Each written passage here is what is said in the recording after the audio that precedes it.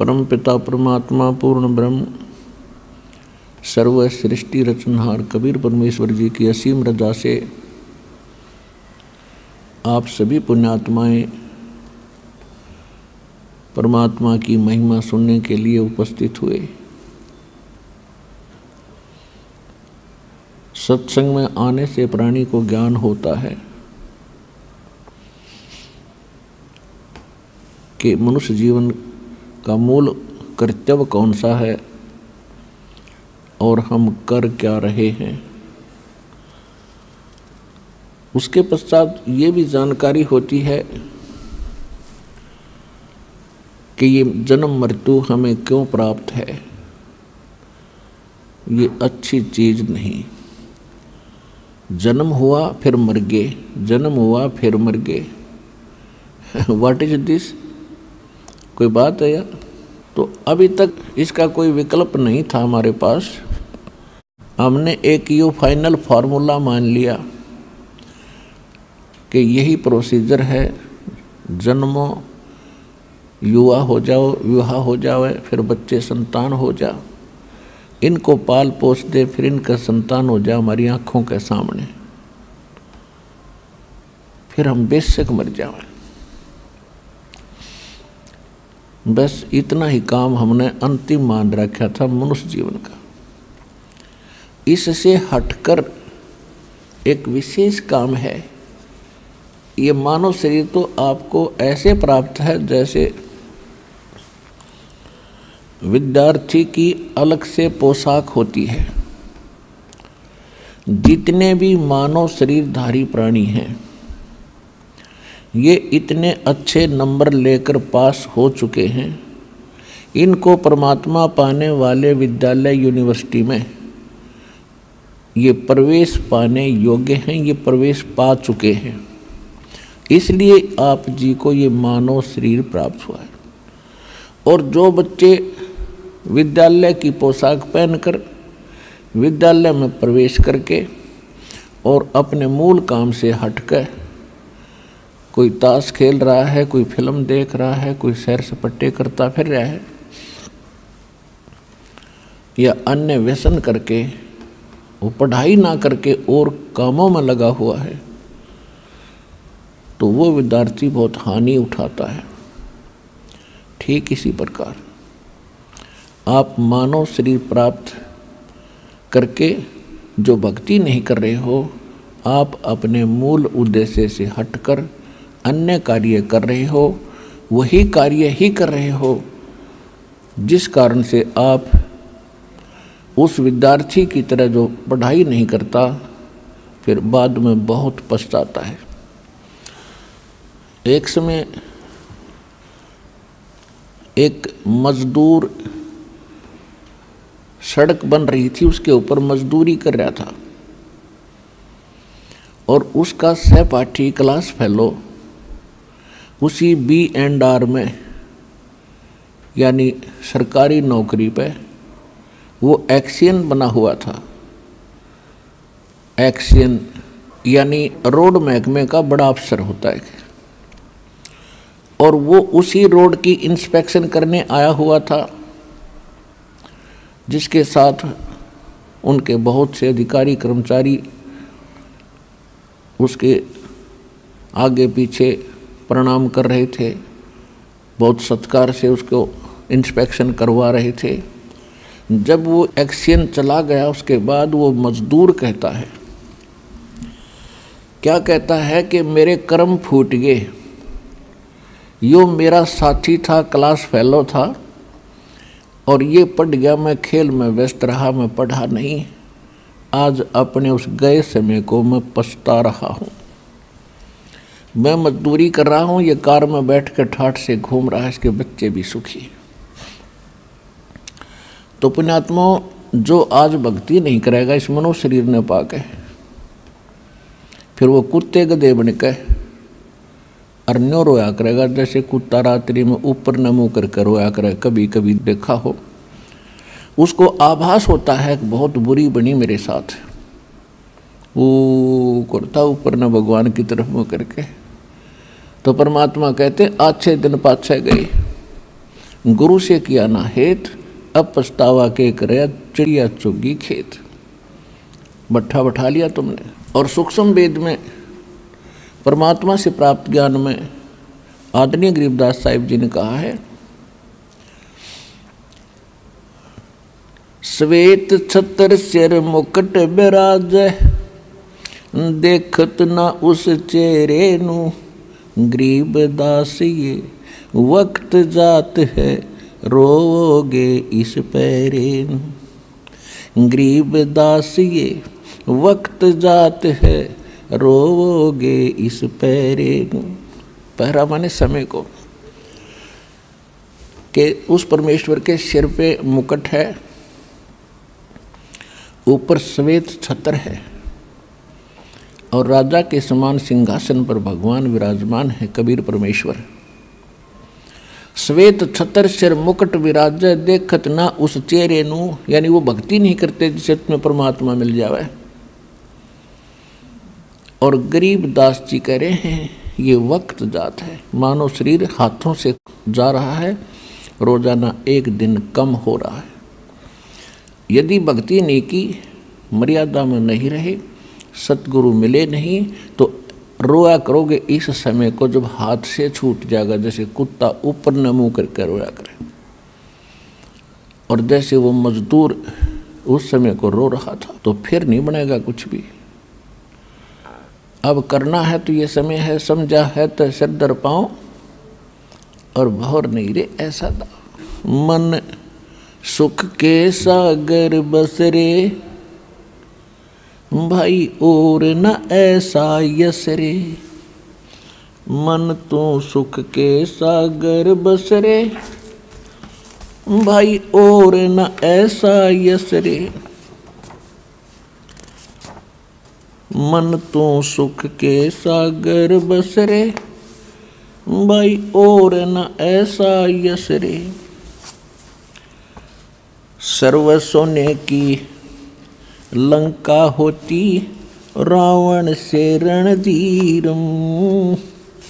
सर्व सोने की लंका थी वो, रावण से रणधीरम। एक पलक में राज बिराजी, वो जम के पड़े जंजीरम। मन तू सुख के सागर बसरे, भाई और न ऐसा यसरे। मन तू सुख के सागर बसरे, भाई और न ऐसा यसरे। दुर्योधन से राजा होते, संग इकोतर भाई। दुर्योधन से राजा होते, संग इकोतर भाई। 11 अक्षौणी संग चले थी, वो देही गीद ना खाई। मन तू सुख के सागर बसरे, भाई और न ऐसा यसरे। उदय अस्त बीच चक्र चले थे, ऐसी जन ठकुराई। उदय अस्त बीच चक्र चले थे, ऐसी जन ठकुराई। चुनक ऋषिश्वर कल्प करी, तब खोज न पाया राई। मन तू सुख के सागर बसरे, भाई और न ऐसा यसरे। 60,000 सगड़ के होते, कपिल मुनीश्वर खाए। 60,000 सगड़ के होते, कपिल मुनीश्वर खाए। एक पुत्र उत्तान पाद का, वो देव पद पाए। मन तू सुख के सागर बसरे, भाई और न ऐसा यसरे। भाई राम नाम प्रहलाद पढ़े थे, इरना कुछ ना भाए। राम नाम प्रहलाद पढ़े थे, इरना कुछ ना भाए। नरसिंह रूप धरे नारायण, वो खम्भ पाड़ के आए। मन तू सुख के सागर बस रे भाई और न ऐसा यस रे। नामदेव नाम परमात्मा का रटते जाकी छान छवाई। नामदेव नाम राम का रटते जाकी छान छवाई। एक पलक में देवल फेरव मर्तक गऊ जवाई। मन तू सुख के सागर बस रे भाई और न ऐसा यस रे। भाई काशीपुरी कबीरा होते ताही लखोरे भाई। काशीपुरी कबीरा होते ताही लखोरे भाई। आप के सोबन जारा बन उतरे वा 9 लख बालद आई। मन तू सुख के सागर बस रे भाई और न ऐसा यस रे। कनक जनेऊ कंद दिखाया भक्ति करी रविदासा। भाई कनक जनेऊ कंद दिखाया भक्ति करी रविदासा। दास गरीब कौन गति पावे वो मगहर मुक्त बिलासा। मन तू सुख के सागर बस रे भाई और न ऐसा यस रे। अपने आत्माओं, यहाँ की इस संसार की व्यवस्था और सतलोक की व्यवस्था की भिन्नता, उसमें अंतर बता रहे हैं परमात्मा। परमेश्वर के उस अमर ज्ञान सूक्ष्म वेद से परिचित आदरणीय गरीबदास साहिब जी क्या संदेश दे रहे हैं जो परमात्मा से प्राप्त हुआ कि मन तो सुख के सागर बस रे और नहीं ऐसा यस रे। यस माने महिमा, यानी किसी की जो बड़ाई। अब जैसे कोई अच्छा राजनेता बन गया या कोई सिद्धि प्राप्त करके कोई संत प्रसिद्ध हो गया, किसी का बुरा कर दिया किसी का भला कर दिया, उसकी मंडी बन गई, उसकी मंडी बन गई, वहाँ पूजन लाग गए। मनमाने वो संत या राजनेता अपनी बनी हुई स्टैच्यू पर उसकी मूर्ति बना लेते हैं, साल भर में एक बार माला डाल देते हैं उसकी आदर करने के लिए, और मनमाने वही कबूतर बनकर अपने ही उस स्टैच्यू पर अपनी तस्वीर पर वही टट्टी पेशाब कर रहा है उस सर पर बैठ के। तो खाक बढ़ाई है या गधा बन के कितना कुमार का लटखा रहा होगा वो, जिसकी मूर्ति बना के माला डाल कर आदर किया जा रहा है। ये खाक यस है, ये क्या महिमा हुई। तो यहाँ परमात्मा बताते हैं मन तो सुख के सागर बस रे भाई और न ऐसा यस रे। यदि तू महिमा बनाना चाहता सतलोक में चल, सारा संसार सरा होगा बड़ा भगत था भाई, किसी की आत्मा नहीं दुखाई और नियमित रहा, व्यवहार का पक्का था, और सतलोक तो जाना ही है भक्ति सत करके। इसके बाद कहते हैं यदि तू पूरी पृथ्वी का राजा भी बन गया तो क्या होगा भाई। उदय अस्त विच चक्कर चले थे ऐसी जन ठकुराई। सूर्य उदय हो और अस्त हो, यानी पूरी पृथ्वी का राजा था, एक मान था चक्रवर्ती राजा, और वो फूला नहीं समावा था। कोई भी उसके अधीन राजा, कोई नवाब थोड़ा सा भी गलती कर देता था उसको भयंकर सजा दे करके और अपने अधीन रखता था। कहते हैं शेर ने सवा शेर मिल ही जाता है। एक चुनक नाम के ऋषि, जैसे आपको बहुत बार कथा सुनाई है, इस काल का पुजारी था, ब्रह्म का साधक था, और ब्रह्म तक के साधक को परमात्मा ने उनको काल ही बताया है। काल का पुजारी काल वाले काम कर सकता है। जो साधना इन ऋषियों ने की वो मोक्षदायक नहीं थी, उससे परमात्मा मिला नहीं, इनमें सिद्धियां आ गई, एटम बम बन गए। तो मानधाता चक्रवर्ती राजा की इस चुनक ऋषि ने 72 अक्षौणी सेना का नाश कर दिया था। एक वचन से सिद्धि से अपनी पुतली बनाई, 4 परमाणु बम बना कर छोड़ दिए। 72 अक्षौणी सेना, 72 करोड़ समझ लो, सीधी सी भाषा में सेना को एक ऋषि ने नाश कर दिया। अब पहले तो उस मानधाता चक्रवर्ती, यानी चक्रवर्ती माने or a controller in on the earth, पूरी पृथ्वी का कुल मालिक, पहले तो उसकी महिमा थी, सारी पृथ्वी का राजा है, मानधाता चक्रवर्ती है, उसका यश था। और फिर उस चुनक ऋषि का यश हो गया कि उसने वैसा कमाल कर दिया, चक्रवर्ती राजा की सारी सेना का नाश कर दिया। अब फिर उस ऋषि की महिमा होगी। अब वो ऋषि के बनेगा अगले जन्म, और यो राजा क्या बनेगा? राजा बनेगा गधा, स्टार्ट से ही ये नियम है मालिक। राजा तो सारे पाप पे पाप करे सारा जीवन में, तो ऋषि साथ में जिसे इसने साधना भक्ति नाम ओम का जाप किया, वो पुण्य और वो कमाई बन गई। और उधर से 72 करोड़ सेना मार दी, ये पाप बन गए।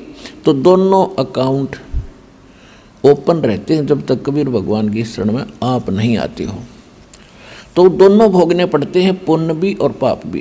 तो ये चुनक ऋषि जाएगा महास्वर्ग में, ब्रह्मलोक में, वहां अपनी पूंजी समाप्त करके फिर पुनरावृत्ति में शेष पुण्य बचे होंगे तो फिर पृथ्वी का राजा बनेगा। राजा बनकर कोरी कुब्द कमाओगा, नरे कर्म फोड़ेगा, और फिर जोड़ा जाड़ा यहीं छोड़कर फिर चलता बनेगा, और फिर बनेगा कुत्ता।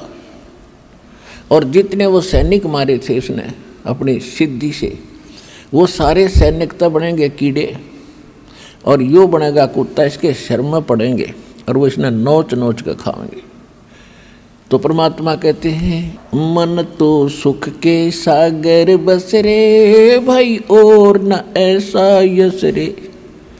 मन तो सुख के सागर बस रे भाई, और न ऐसा यस रे। तो इस प्रकार हमने इस अध्यात्म मार्ग को समझना है। अपन आत्माओं, अध्यात्म मार्ग को समझने के लिए हमें थोड़ा सा समय लगाना पड़ेगा। हम एक रोटी के लिए कितना समय लगाते हैं, कई मजदूरी करते हैं, कोई किसान का काम करता है, कोई अधिकारी कर्मचारी बनकर अपनी रोजी रोटी के लिए ही हम बहुत समय लगाते हैं। इसमें से थोड़ा सा समय भगवान की तरफ लगा दो, इतना ही पर्याप्त है। 24 घंटे होते हैं एक दिन रात में, इसका 10% भी भगवान की तरफ लगा दोगे, यूँ ये बरकत कर देगा आपने। 10% समझ लो, लगभग 3 घंटे लगा लो, इससे आपको बहुत फायदा हो जाएगा, बहुत लाभ मिलेगा। जब आपको परमात्मा का यथार्थ ज्ञान हो जाएगा और पूरे संत मिल जाएंगे तो मोक्ष में संशय नहीं है, यदि आप मर्यादा में रहकर भक्ति करते रहोगे। ये तो बेसिक लिख लेना कि डायरी में, आपको ये सब कोर्स प्राप्त होगा कंप्लीट, इसके योग्य बने रहना, आजीवन मर्यादा में रहना। आप यहाँ से जहाज में बैठ के जाओगे सतलोक के अंदर, या तो चिंता ना करियो।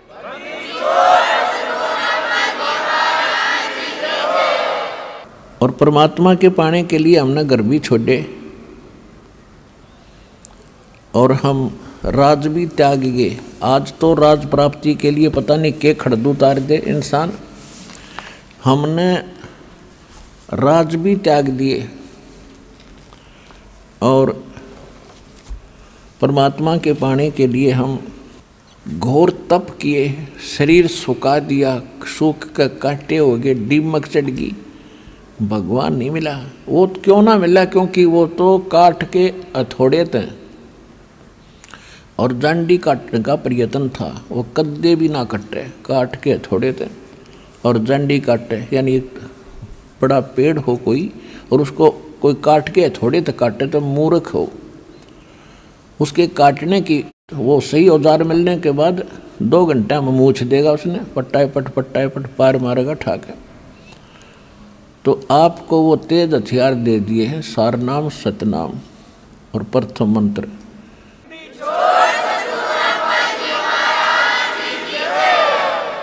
इस जन्म मरण की जांडी ने काट लो हिम्मत सी करके, या फिर नहीं रह जाएगी, फिर अधूरी सधूरी, फिर दिक्कत करेगी। अब जिसको हम परमात्मा माना करते थे, जिसको हम भगवान मान के और उसकी पूजा करा करते थे, ऋषि लोग ब्रह्म मानते थे, अंतिम भगवान। वो भी एक आध ऋषि मार्कंडे जैसा, न अन्य ब्राह्मण तो दुर्गा की पूजा करा करते। दुर्गा की पूजा क्यों करा करते? माया पुजारी थे, सिद्धि आ जाती है दुर्गा की पूजा से, और फिर वो जंतर मंत्र करके दुनिया को ठगते, उनमें महिमा के पात्र बन जाते, अपना जीवन नाश करते और साथ में यजमानों का भट्ठा बैठाते, भक्तों का। तो इसका कारण क्या था कि ये काल जो भगवान यहाँ का ब्रह्म है, सरपुरुष है, 21 ब्रह्मांड हैं इसके, और ये नहीं चाहता कि ये प्राणी परमात्मा से परिचित हो जाए, यहाँ से निकलना जा तेरे जाल तक। इसका एक प्रत्यक्ष प्रमाण है। एक भक्त मिला, पहले 10 गांव में सत्संग किया करता था। तो उसने, वो बड़ा जिज्ञासु था, वो कह रहा था जी मैंने परमात्मा की प्राप्ति की बड़ी तड़फ है बचपन से ही, मैं रामायण का घना अच्छा पाठी रहा हूँ, मुझे बड़ा आनंद आता है भगवान श्री राम की कथा पढ़ के और सुन के, मैं रामायण बहुत पढ़ता रहा। तो उसमें मेरे और भी धार्मिक ग्रंथ बहुत पढ़ता था, तो उसमें मेरे को एक शंका आई कि भी सारी लंका के अंदर सब दुर्बुद्धि प्राणी थे। रावण, उसके भाई मांस खाम, दारू पीवें, बकवाद करें, सारे राक्षस जैसे कर्म किया करते थे। और उसमें मंदोदरी और विभीषण रावण को समझा रहे हैं ऐसा गजब का ज्ञान, वो ज्ञान उनके पास कहाँ से आ गया? या तो ये इस तुलसीदास की अपनी कल्पना है, और ना तो यह बात मेरे नहीं जचती। दूसरी बात वो ये कहने लगा कि महाभारत का युद्ध हुआ और पांडवों ने एक यज्ञ करी थी अपने पाप कर्म का नाश करवाने के लिए, श्री कृष्ण जी के कहने थे। और उस यज्ञ का एक ऐसा नियम था कि उसमें एक शंख रखा था, शंख जो बजाया करते हैं बाबा जी टू टू करके। ये शंख होता है कि सफ़ेद सा एक जीव का कवर होता है, जैसे ये शंख लेह देखे होंगे आपने, छोटे छोटे पानी के अंदर हो जाते हैं, वो बड़ा एक जीव होता है, उससे शंख बन जाता है, उसका ऊपर का बॉडी होता है, उसको ये ऋषि लोग बजाया करते थे, शंख। तो एक शंख था पंचमुखी, 5 मुख थे उसके। तो उस यज्ञ के पूर्ण होने का ये था कि वो शंख अपने आप बजेगा जब सभी भोजन खा लेंगे। तो उसमें श्री कृष्ण ने भी भोजन खा लिया और सारे ऋषि महर्षि देवताओं ने भोजन खा लिया, वो शंख नहीं बजा। फिर सुपच एक वाल्मीकि जाति का था, उसने खाना खाया तो शंख बज गया, ऐसा हम सुनते और पढ़ते आए हैं। मैं प्रश्न करता हूँ तो ये कहते हैं कि वो श्री कृष्ण का भगत था। तो ये बात मेरे गले नहीं उतरी थी कि भगवान से तब बाजा नहीं, भगत को बजा देगा, कोई बात हुई है। पर मेरा जच नहीं रही है बात, मेरी इस बात का उत्तर किसी के पास नहीं। मैं बोला भाई इस बीमारी की दवाई मेरे दो है, मैं बताऊंगा, अब सुन ले कान खोल के। उसको सृष्टि रचना सुनाई, सारी कथा बताई। पहले हमारे पास बहुत समय होता था, घंटे 2-2 3-3 घंटे बैठे रहते थे, 2-2 4-4 वक्त। हम दास चाहता था कि दास के इस ज्ञान से एक बार परिचित हो जाए 10-20, तो वो आप पर डूंडा ठा देंगे, साथी हो जाएंगे मेरे, फिर सहयोग देंगे अपने भाई बहनों को समझाने में। तो मैंने उसको समझाया कि गीता का ज्ञान किसने बोला? वो कहता है श्री कृष्ण ने बोला। नहीं, यह सारी बात उलट हो रही है। यदि इतना सिंपल ये अध्यात्म ज्ञान होता तो सारे पार हो जाते आप। श्री कृष्ण जी ने तो पता भी नहीं, मैंने गीता में क्या बोला था, उसको वो महाभारत का वो अंश दिखाया, श्री कृष्ण और अर्जुन की वार्ता, वो पढ़ कर हैरान रह गया कि हद होगी। श्री कृष्ण जी अर्जुन को धमका रहा है कि तू बड़ा बुद्धिहीन है, श्रद्धाहीन है, तूने वो गीता याद क्यों नहीं रखी जो मैंने युद्ध में बोली थी, और खुद कहता है कि मुझे अब याद नहीं, मैं पूरा नहीं सुना सकता। मैं देख ले तू महाभारत में लिखी हुई, और आप तो कह रहे थे मैं खूब पढ़ा करता, खाक पढ़ा करते तुम। गुरु बिन काहुन पाया ज्ञाना, जो थोथा भूस छड़ मूड किसाना, गुरु बिन वेद पढ़े जो प्राणी, समझन सारे रहे अज्ञानी। फिर तो कति सुन्न हो गया, फिर दास लगा उसे बताने। सुनियो तो आप भी सुनो। श्रीमद् भगवत गीता में 80% ज्ञान है वेदों वाला, और 20% है इस काल के अटकलबाजी। इसने यू नाश करवाना था महाभारत का। श्री कृष्ण नट है, अर्जुन नट है। पहले श्री कृष्ण जी 3 बार गए थे शांति दूत बनकर, भाई लड़ो मत, अच्छी बात नहीं, ना जाने किसकी हार हो किसकी जीत हो, कौन भोगेगा, और तुम सारे इकट्ठे मर गए, इस पृथ्वी ने चाटोगे फिर। और जब नहीं माने लास्ट में श्री कृष्ण जी ने तो यहाँ तक कह दिया था, भाई एक तरफ मेरी सेना होगी, एक तरफ मैं होऊंगा, और मैं तो हथियार भी नहीं उठाऊंगा। अब श्री कृष्ण जी ने ये सोचा था कि कहीं ऐसा ना हो, ये पांडव मेरे रिलेटिव हैं, रिश्तेदार हैं, ये इस करके हिम्मत कर रहे हो कि श्री कृष्ण हमारे साथ है। श्री कृष्ण जी ने बहुत से दे तोड़ रखी थी, जरासंध जैसे ये मार रखे थे, बड़ी महिमा हो रही थी उनकी। तो श्री कृष्ण जी ने यहाँ तक सोचा था कि मैं ऐसा कोई निर्णय ले लूँ, शायद ये ढीले पड़ जाए पांडव, और इनको ले जाऊँ वहाँ मेरे पास रह लेंगे, रोटी तो खानी है उन्हें। तो यहाँ तक कह दिया था मैं युद्ध भी नहीं करूँगा, हथियार नहीं उठाऊँगा। लेकिन फिर भी जैसे तैसे युद्ध होने लगा, तो उस समय अर्जुन नट है, अक मैं तो भीख मांग कर खा लूँगा, ये नाश नहीं करूँगा, भगवान मेरे पर नहीं होगा। और भगवान ने कहा ना ठाले हथियार, तो देख तेरे दोनों हाथों में लाडू हैं। अब फिर वही भगवान श्री कृष्ण कह रहा है, लेकिन वो नहीं कह रहा था श्री कृष्ण में, यो काल प्रवेश कर गया, यो नाश करना है काल। इसका नाम है काल। गीता अध्याय नंबर 11 के श्लोक 32 में स्वयं कहता है कि मैं काल हूँ अर्जुन, और सबका नाश करने के लिए ईब आया हूँ, प्रवृत्त हुआ हूँ। श्री कृष्ण तो पहले ना वही उपस्थित थे। अब वो तो सुन हो गया, कति सारी सुने कि वो जिज्ञासु था। अब विचार कीजिए, उस समय अर्जुन कह रहा है कि हे भगवान हम तो भीख मांग कर खा लेंगे, ऐसा जुल्म नहीं करूँगा। भाई भतीजे, ये चाचे ताऊआ के बेटे भाई को दूर थोड़े होया करें, और आदि न मारूंगा मैं, और किसके लिए। लेकिन फिर क्या कहता है दूसरे अध्याय के 37वें श्लोक में कि अर्जुन तेरे दोनों हाथों में लड्डू हैं, यदि मर गया युद्ध में तो स्वर्ग में जाएगा, और यदि विजयी होगा तो पृथ्वी का राज भोगेगा। और अर्जुन तो लाभ हानि को त्याग कर निष्काम भाव से युद्ध कर ले, तुझे पाप नहीं लगेंगे। अब अर्जुन नहीं मान रहा था, उसके गले या बात उतरा नहीं थी। उसने भगवान को अध्यात्म ज्ञान में उलझा दिया कि शायद इसकी बुद्धि बदल जाए, वो मेरे को इतना प्रेरित कर रहा है। ये फिर पूछने लगा भगवान है फलाना कैसे होगा, वो तत्ब्रह्म कौन है, यानी 17वें 18वें अध्याय तक पहुँच गया कहता कहता। जब उसने 11वें अध्याय में अपना विराट रूप दिखाया और कहा ये है मेरा असली रूप, अर्जुन जैसे योद्धा कांपन लग गए उसके रूप ने देख के।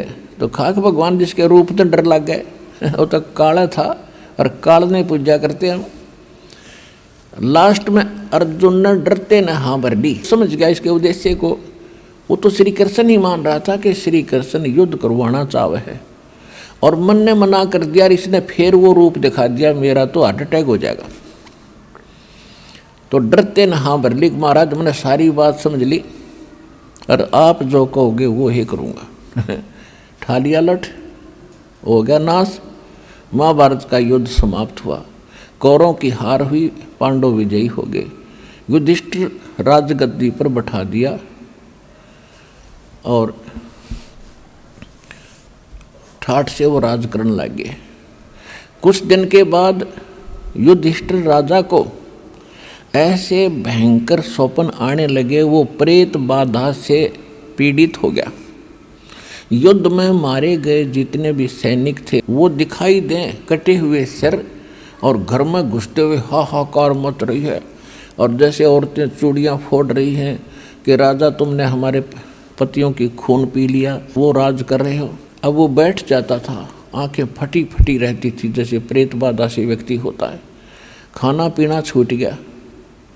कई दिन के बाद द्रौपदी ने बताया कि आपका भाई अन्य पांडवों को ना रात को सोता है, सारी रात बैठकर ऐसे देखता रहता है, इसको क्या टेंशन है पूछो। तो सभी भाइयों ने मिलकर उसे प्रार्थना की, तो वो टाल जाता था, नहीं ऐसा कोई बात नहीं, ऐसी कोई बात नहीं। क्योंकि पहले ऐसे व्यक्ति होते थे, वो चाहते थे कि मेरे दुख में कोई और दुखी ना हो, मैं हो लूँ जितना होना है। लेकिन फिर भी उन्होंने ज़्यादा आग्रह किया तो उन्होंने बताना पड़ गया कि मुझे ऐसा लग रहा है जैसे अपने घर में सिर कटे हुए धड़ ऐसे चले हुए आ रहे हैं और हाहाकार मच रही है और मेरा दिल कांपने लग जाता है। औरतें चूड़ियाँ फोड़ती मुझे नजर आ रही है। अब श्री कृष्ण जी इन पांडवों के धार्मिक गुरु भी थे, तो कोई भी दिक्कत आती है अपने धार्मिक गुरु के पास ही जाकर उसका समाधान किया जाता है। तो पांचों पांडव रथ लेकर और पहुंच गए द्वारका में। श्री कृष्ण जी से कारण जानना चाहा। श्री कृष्ण जी से पूछा कि ऐसे ऐसे हमारे भैया को ये तकलीफ है, ये दुख है, इसका कारण तथा समाधान बताइयो भगवान। श्री कृष्ण जी ने कहा कि तुमने जो महाभारत में बंधुघात किया, अपने कुल के लोग मारे और साथ में कितनी सेना मर गई, जिस कारण से आपको ये बाधा, ये पाप कर्म दुखी कर रहा है।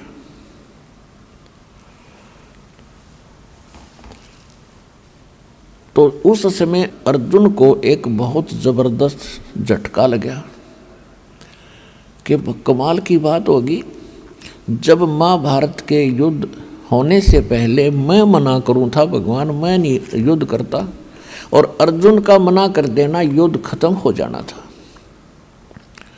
मैं मना करूं था मैं युद्ध नहीं करूंगा, मैं पाप नहीं करना चाहता, इस पाप के अन्न को नहीं हम इकट्ठा करना चाहते। और उस समय तो ये कह रहे थे अर्जुन तेरे दोनों हाथों में लाडू, मर गया तो स्वर्ग जाएगा और विजयी हो गया तो स्वर्ग का राज भोगेगा, और युद्ध कर ले तुझे पाप नहीं लगेंगे। और आज ये भगवान कह रहे तुम्हें वो पाप लग गए जो युद्ध में आदमी मारे थे। लेकिन उस समय बोलना उचित नहीं समझा, लेकिन सब्र की घूंट पी ली।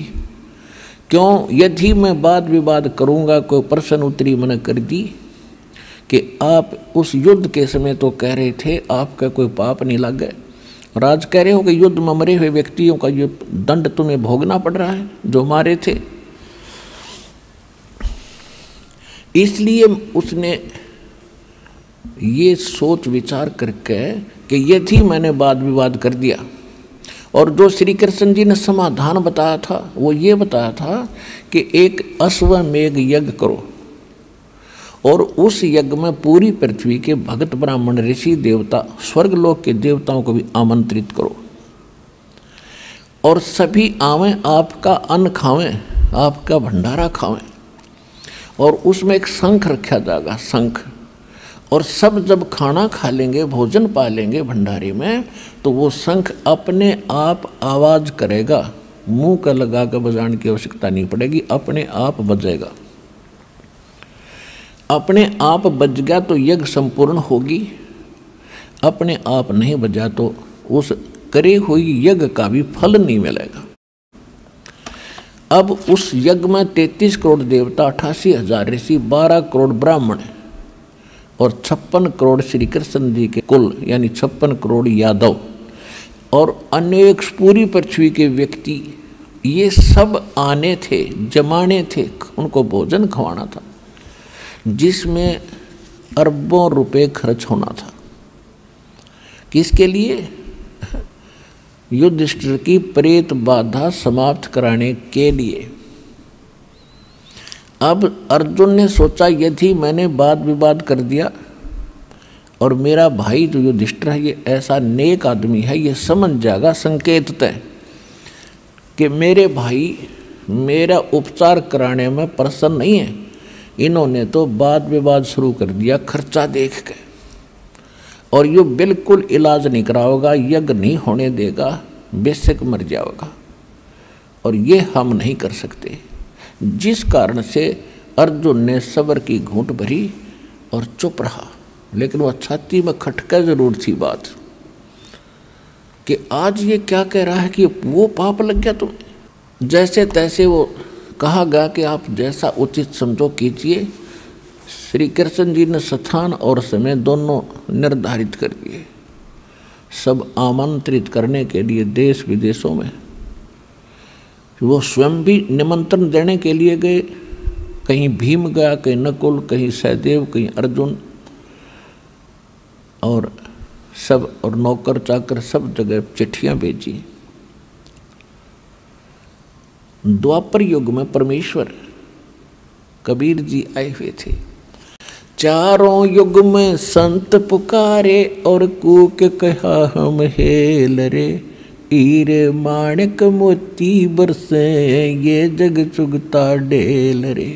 सतयुग में सत सुकृत कह टेरा, त्रेता नाम मुनिंदर मेरा, द्वापर में करुणा में कहाया और कलयुग नाम कबीर धराया।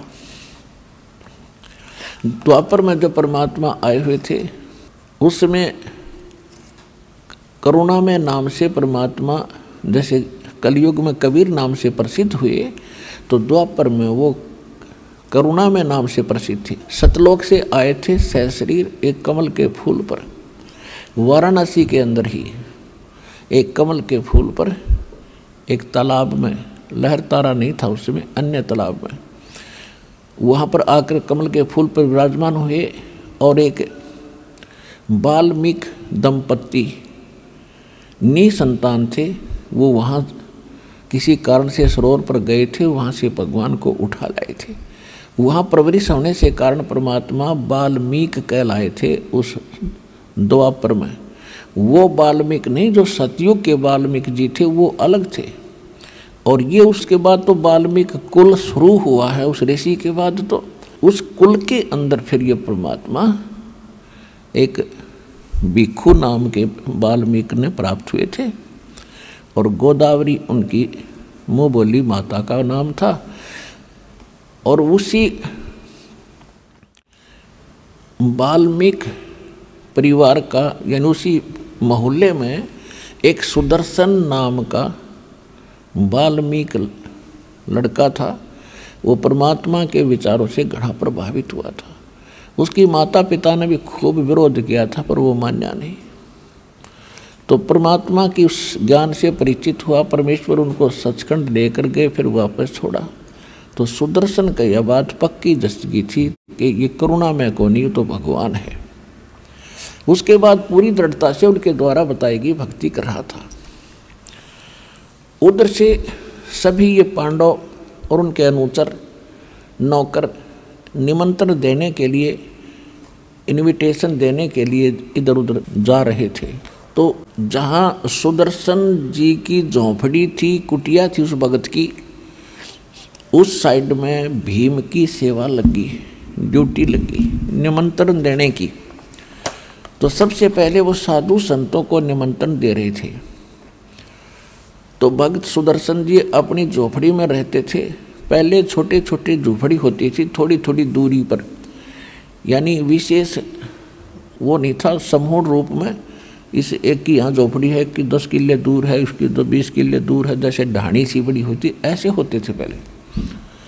तो सुदर्शन जी के पास जब वो पहुँचा भीम, उसने निमंत्रण देते हुए कहा कि हे महात्मा, हे भगत जी, मैं राजा युधिष्ठिर जी का भाई हूँ, मेरा भीम नाम है। मैं आपको निमंत्रण देने आया हूँ, आप हमारी यज्ञ में आइएगा, हमने एक यज्ञ करनी है। तो सुदर्शन जी तो परमात्मा के ज्ञान से परिचित थे। उसने कहा, अरे भीम, ए भीमसेन, तुम तो भाई ऐसे घोर नरक में डाले जाओगे, आपके लिए तो अलग बनाना पड़ेगा भगवान ने। और तुम्हारे अन्न को खा के मैं नरक ना जाऊं, तुमने तो इतना जुल्म कर रखा है। करोड़ों बहन विधवा होगी, उनकी आंसू नहीं सूखी है, बच्चे बिलख रहे हैं, माँ से पूछ रहे हैं हमारा पिता कहाँ है। माँ कह रही है बेटा फौज में गया है, छुट्टी नहीं मिली है। और अंत में रो रो के बताना पड़ रहा है, फिर सारा परिवार रो रहा है और तुम मौज मार रहे हो, तुम सुख की इंतजार करते हो। तुम्हारा तो बुरा हाल होगा, और कौन खावा तुम्हारी रोटी, वो भी नरक में जाएगा। तुमसे तो कसाई भी अच्छा। और जा यहाँ से भाग, चल अपना काम कर। अब भीम को बड़ा गुस्सा आया, लेकिन थोड़ा थोड़ा अंदर से रोक रखा था कि कहीं पर भगवान श्री कृष्ण और भाई गुस्सा ना हो जाए। फिर सुदर्शन जी ने कहा कि यदि मुझे ले चलना चाहते हो, जैसी यज्ञ तुम करने जा रहे हो, ऐसी ऐसी 100 यज्ञ का फल मुझे दो पहले, ताकि मेरे कुछ पुण्य बने। जब तुम्हारे रोटी खाऊं, ऐसी ऐसी 100 यज्ञ का पुण्य मुझे संकल्प करो, जब तुम्हारे टूक तोड़ूंगा मैं। इतना घोर पाप है तुम्हारे अन्न में। तो भीम बोला कि भगत घना ना बोला, ज़्यादा मत बोला, बस बहुत सुन ली तेरी मैंने, तेरी थोपड़ी तोड़ दूंगा मैं। तने आना होता ही है ना, बेशक बताइए। मेरे भाई तो डर लग गया, मैंने कृष्ण जी तो डर लगा है ना, तेरी दे ही तोड़ देता, और तू ना होगा तो शंख ना बाज जाएगा। यूँ कहकर भीम तो चल पड़ा पहलवान। अब भीम ने ये सोच रखा था कि भाई श्री कृष्ण बैठे भगवान वहाँ पर, इन छोटे मोटे कुतरुओं का क्या अस्तित्व है उनके सामने। ऐसी चौंध लाग रही थी उनके, अरे ये चौंध तोड़ा करे कबीर भगवान। अब क्या हुआ, सुदर्शन जी ने जब कह तो दी, सच्चाई तो कहनी पड़े, भगत का धर्म बनता है। फिर वो चिंतित हो गया कि ये राजा लोग जाकर युद्ध मस्तारेंगे, अपने भाई ने बताओगा, वो सेना भेजेंगे। तो वो कबीर परमेश्वर जी के पास गए, अपने गुरु जी के पास, करुणामय जी के पास, और उनको सारी स्थिति से परिचित कराया। कैसे ऐसे भीम आया था जी, और मैंने ये उत्तर दे दिया। परमात्मा बोले बेटा खरा जवाब दिया तने, भगत का यही धर्म होता है, मानो चाहे मत मानो। और एक बात और सुन ले, उनका संग शंख ना बाजो, सारे डांगर बैठे उड़ाए, ये सारे के सारे 84 के ढोर, ये 33 करोड़ देवता, 88,000 ऋषि और 12 करोड़ ब्राह्मण, ये जितने, और बाकी जनता का तो जिक्र है नहीं, वो तो भक्ति बेचारे करते ही नहीं। ये साधना करते हैं तो भी काल की, और इनकी साधना से, इनकी भक्ति से ये 3 ताप भी नाश नहीं हो सकते।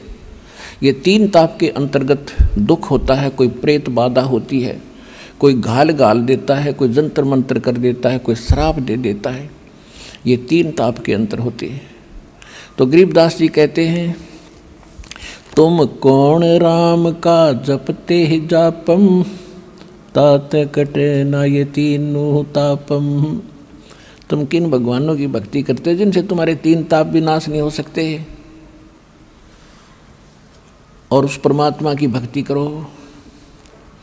सतगुरु जो चावै सो करही, 14 कोट दूत जम डरही, ऊत भूत जम त्रास न्यवारे, और चतर गुपत के कागज पाड़े।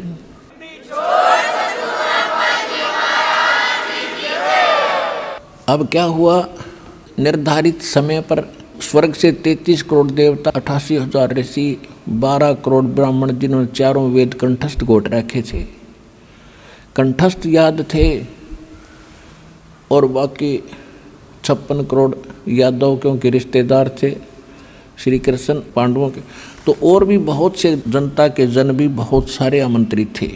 और एक शंख रख दिया अलग से, एक अलग से स्टेज बनाकर, एक स्थान बनाकर न्यारा, और शंख रख दिया एक सुसज्जित स्थान पर। सब ने भोजन खा लिया और शंख ने टस से मस आवाज नहीं करी। तो युधिष्ठिर जी श्री कृष्ण जी के पास गए कि भगवान शंख नहीं बजा, क्योंकि सबकी नज़र शंख पर थी कि शंख बज गया तो यो सारा खर्चा पूरा होया, ना तो व्यर्थ गया। अब उधर से वो देवता लोग स्वर्ग के आए हुए ब्राह्मण आपस में फुसर कर रहे हैं, अरे शंख कैसे बजेगा, इनके तो पाप बहुत करे, इन्होंने तो करोड़ों व्यक्ति मार रखे हैं, ऐसे बच जाएगा शंख। बताइए, इनकी कहानी थी। फिर तुम टिंडे लेना आए थे यहाँ पर तुम क्या करना आए थे, खागड़ो नाते इसका। अच्छा, अब क्या हुआ, श्री कृष्ण ने भी भोजन खा लिया और फिर भी शंख नहीं बजा। युधिष्ठिर जी कहने लगे, भगवान हमने पापा गणे कर रखे हैं, ये शंख नहीं बजे। श्री कृष्ण जी बोले, भाई इस शंख ने बजाने वाला आया ना है यहाँ पर। अब परमात्मा ने श्री कृष्ण की बुद्धि ऑन कर दी कि वो बोल दे साची साची। तो उसको बैठा दिखा कि एक भगत है ऐसे ऐसे वहाँ पर झोंपड़ी में, और सुदर्शन नाम है उसका, आप उसके पास नहीं गए क्या? तो युधिष्ठिर ने कहा कि उस साइड में भीम की सेवा लगाई थी, भीम से पूछते हैं। भीमसेन बुलाया। युधिष्ठिर जी ने कहा कि भगवान बता रहे हैं कि ऐसे कोई सुदर्शन नाम का एक वाल्मीकि भक्त है, उसके पास नहीं गए आप, आमंत्रित नहीं किया उसको? युधिष्ठिर ने कहा, जी आमंत्रित तक किया, पर वो तो कुबोल आदमी है, बहुत बूढ़ा बोलता है। श्री कृष्ण जी ने कहा कि क्या बोलता है, तूने हमें बताना चाहिए था, क्या समस्या थी? कि उसने बहुत बुरी बात कही।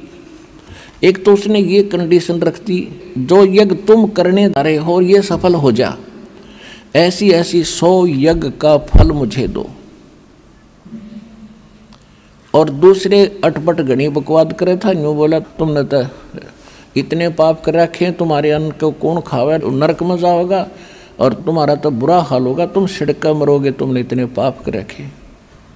बहुत गलत बोला, मैं बता भी नहीं सकता आपको बहुत सी बातें। तो श्री कृष्ण जी को भी पता था कि ये घाटियों बिना गाय लकाया होगा, इसने बकवाद करी होगी, कभी कभी पहलवान है। तो श्री कृष्ण जी ने पूछा, आपने क्या उत्तर दिया? कि मैंने ये उत्तर दिया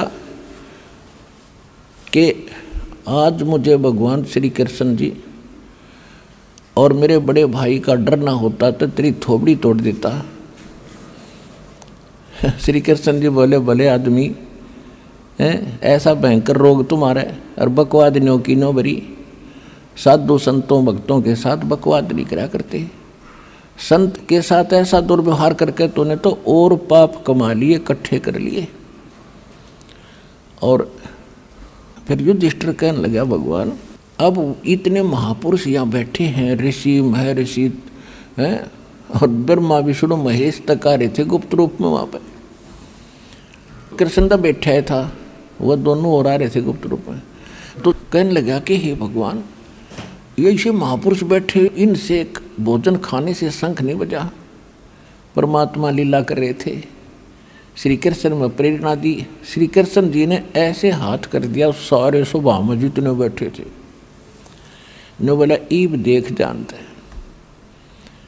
अब उसमें क्या देखा, उनके अलग अलग आसन बिछे हुए थे, उन पर कोई तो मोर बना बैठा, कोई गधा खड़ा खड़ा हुट हुट कर रहा, कोई सांप बनकर नू लपर लपर जीभ करे। युधिष्ठिर ने तो आंखें बंद कर ली कि हे भगवान, या लीला बंद करो, मैं नहीं देख सकता इनकी हालत। श्री कृष्ण जी बोले, या लीला को ना, इनकी असलियत है, अगले जन्म में ये बनेंगे। आज ये महात्मा दिखे तुमने। और सूक्ष्म वेद में भी कहा है, 3300 पर तलब है, कोई बकरा कोई बोक, ये 33 करोड़ देवता भी कोई बकरा कोई गधा कोई कुत्ता बनेगा, इनके ऊपर भी एक कर्म की मार ज्यों की त्यों बनी हुई है। सुर नर मुनि जन 33 करोड़ी, बंधे सभी काल की डोरी। तुम कौन राम का जपते जापम, तात कटे न यति नुह तापम।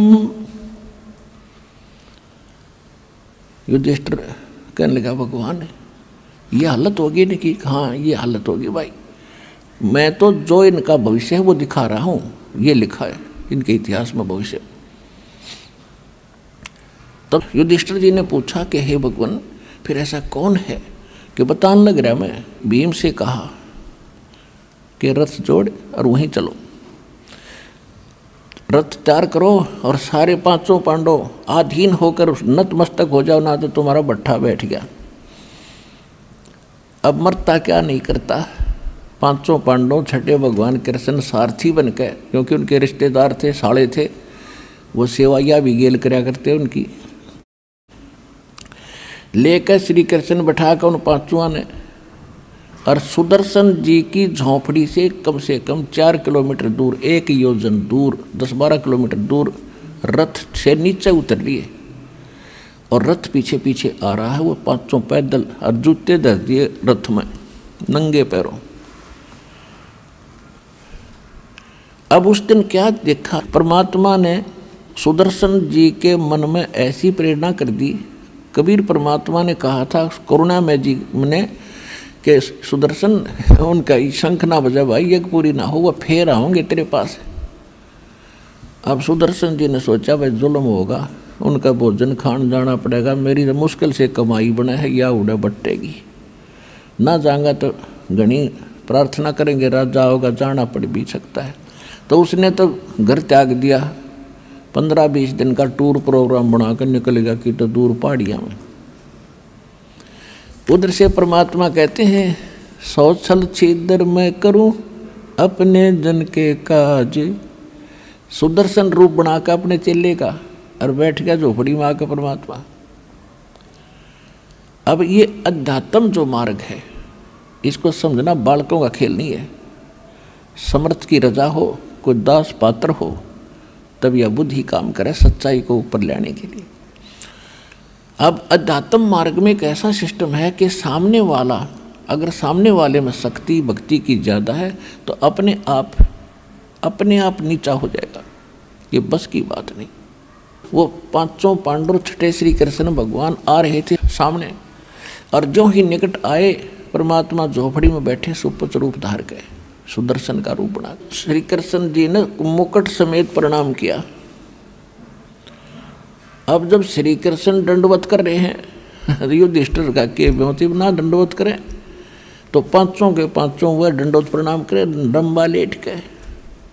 और पुण्यात्माओं, जब तक जीव अधीन नहीं होगा तब तक भगवान कृपा नहीं बख्शेगा।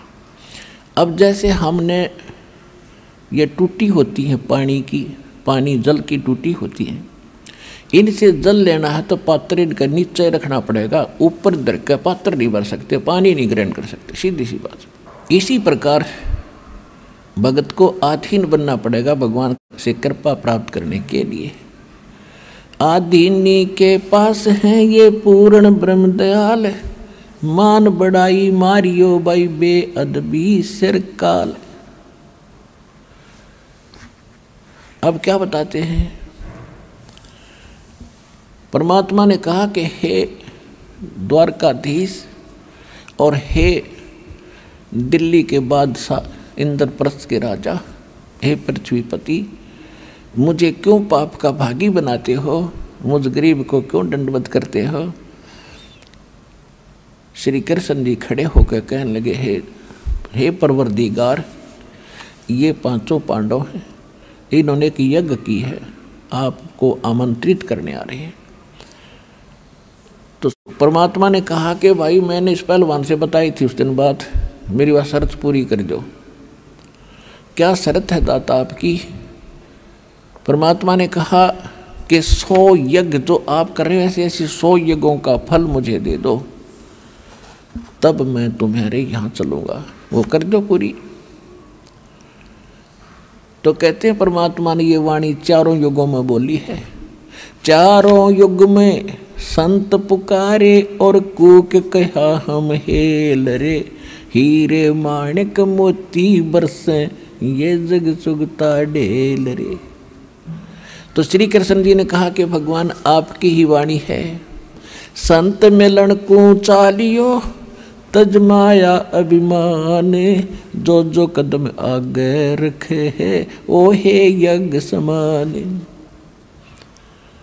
पुण्यात्माओं, जहाँ से भी आप चलते हो, कितनी भी दूर से, और यहाँ से वहाँ तक, चाहे ट्रेन में आते हो चाहे जहाज में आते हो, आपको यहाँ आने का जितने कदम बनते हैं वहाँ से यहाँ तक, उतने यज्ञों जितना पुण्य उस प्राणी को मिलता जो सतलोक आश्रम बरवाला में इस दास के दर्शनार्थ आता है।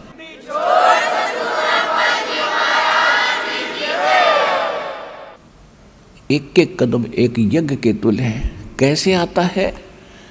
अपने पद और पोस्ट और धन और किसी अन्य जाति वर्ण के अभिमान को घर छोड़ आवे कि तक कुएं में गिर दे झेरे में, तब यहाँ आवे। कति नम्र हो के, जैसे कोई रोगी हो भयंकर और उसको डॉक्टर के पास ले जाते हैं, चाहे वो कितना बड़ा अधिकारी हो और कितना बड़ा सेठ हो, तो डॉक्टर उसको कहता कपड़े उतार दे, जब उतार देगा, क्योंकि उसने तो अपनी जान बचाना उद्देश्य होता। उस समय वो भूल जाता मैं क्या हूँ, उसने जान दिखाई देती है। वो कहता वहाँ चेक कराओ, उसी समय पहुँच जाता जांच कराने के लिए, ऐसा कर लो, अच्छा जी। तो वहाँ उसको अपनी जान दिखाई देती है और डॉक्टर वहाँ उसकी रक्षक दिखाई देता है। तो इसी प्रकार जब आप यहाँ आओ, आपको बहुत बड़ा भयंकर रोग है जन्म और मरण का, और यहाँ कष्ट पे कष्ट आपके कर्मों की आपको रगड़ने के लिए तैयार खड़े, आपके प्रारब्ध में किस्मत में रखे। उन सब को खत्म किया जाएगा और आपको भक्ति युक्त किया जाएगा सतलोक आश्रम बरवाला में, इसलिए आपको बुलाया जाता।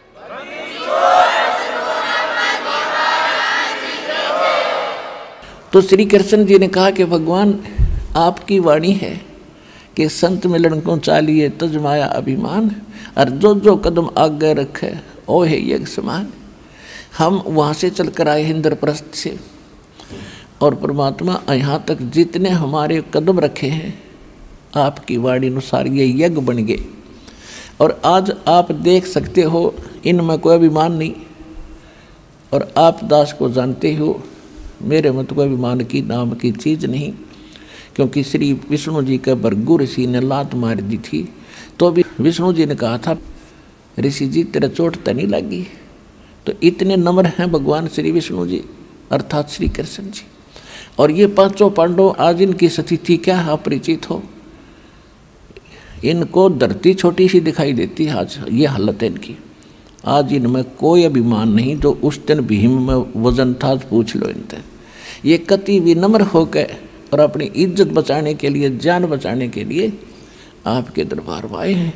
और यहाँ से वहाँ तक आने के जितने कदम रखे दाता, आपके वचनानुसार आपके विधान अनुसार ये यज्ञ बन गए। हे उनमें से रख लो दाता जितने आपने रखने, बाकी हम दीनों की झोली में डाल दो।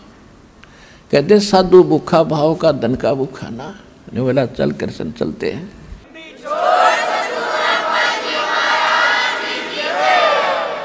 परमात्मा कह रहे थे मैं तुम्हारी अंदर की झांकना चाहूँ था, तुम कितनी इच्छा है तुम्हारी मुझे वहाँ ले जाने के लिए, और इतनी तड़फ बिना संत काम करे कोई नहीं, उनका वरदान भी। फिर भीम बकवाद करे था उस समय जब आमंत्रित करने गया था, जब सुदर्शन जी ने ये कहा था कि तुमने जब तक भीम उछल उछल कर मार दिए वह सैनिक, अरे भोगो अपने ने। तो भीम क्या कह रहा था कि कोई नाच और गा का युद्ध नहीं जीता, एक का मारू था 20 मरे थे, ऐसी शक्ति है मेरे अंदर, न्यो बकवाद गढ़ा था। परमात्मा उस समय जब वो आमंत्रित करने दोबारा गए श्री कृष्ण जी के साथ, तब परमेश्वर ने एक अपनी सुमरणी टांग रखी थी खूटी गए या माला जिसको समन करते हैं, और भीम से कहा कि पहलवान या मेरी सुमरणी दिए उतार कर चल, मैं चालूँ तुम्हारे साथ में। भीम फट दे गया और उस खुट्टी पे तो वह माला उतारने लगा। इतना पहलवान था भीम, बताते हैं कि हाथी को पकड़कर इतनी तेजी से घुमा कर आसमान में फेंक देता था कि वो दिखना बंद हो जाता था, और उस समय उस पर वह माला ना उतरी और पसीना आ गया, नो देख टेढ़ा टेढ़ा। परमात्मा बोले पहलवान छोड़ दे, आप पर उतरे गया, और न्यों कराया था दत्ता ने, वो अपने आप पुत्र का हाथ में आएगी। तो भीम कहने जचगी वे महात्मा के चाड़ा है तो, और ऐसा विश्वास हो बिना फिर श्रद्धा नहीं बनती। न्यों बिग्गी बिल्ली की तरह खड़ा होगा वो पहलवान, न्यों खड़ा वहां पर।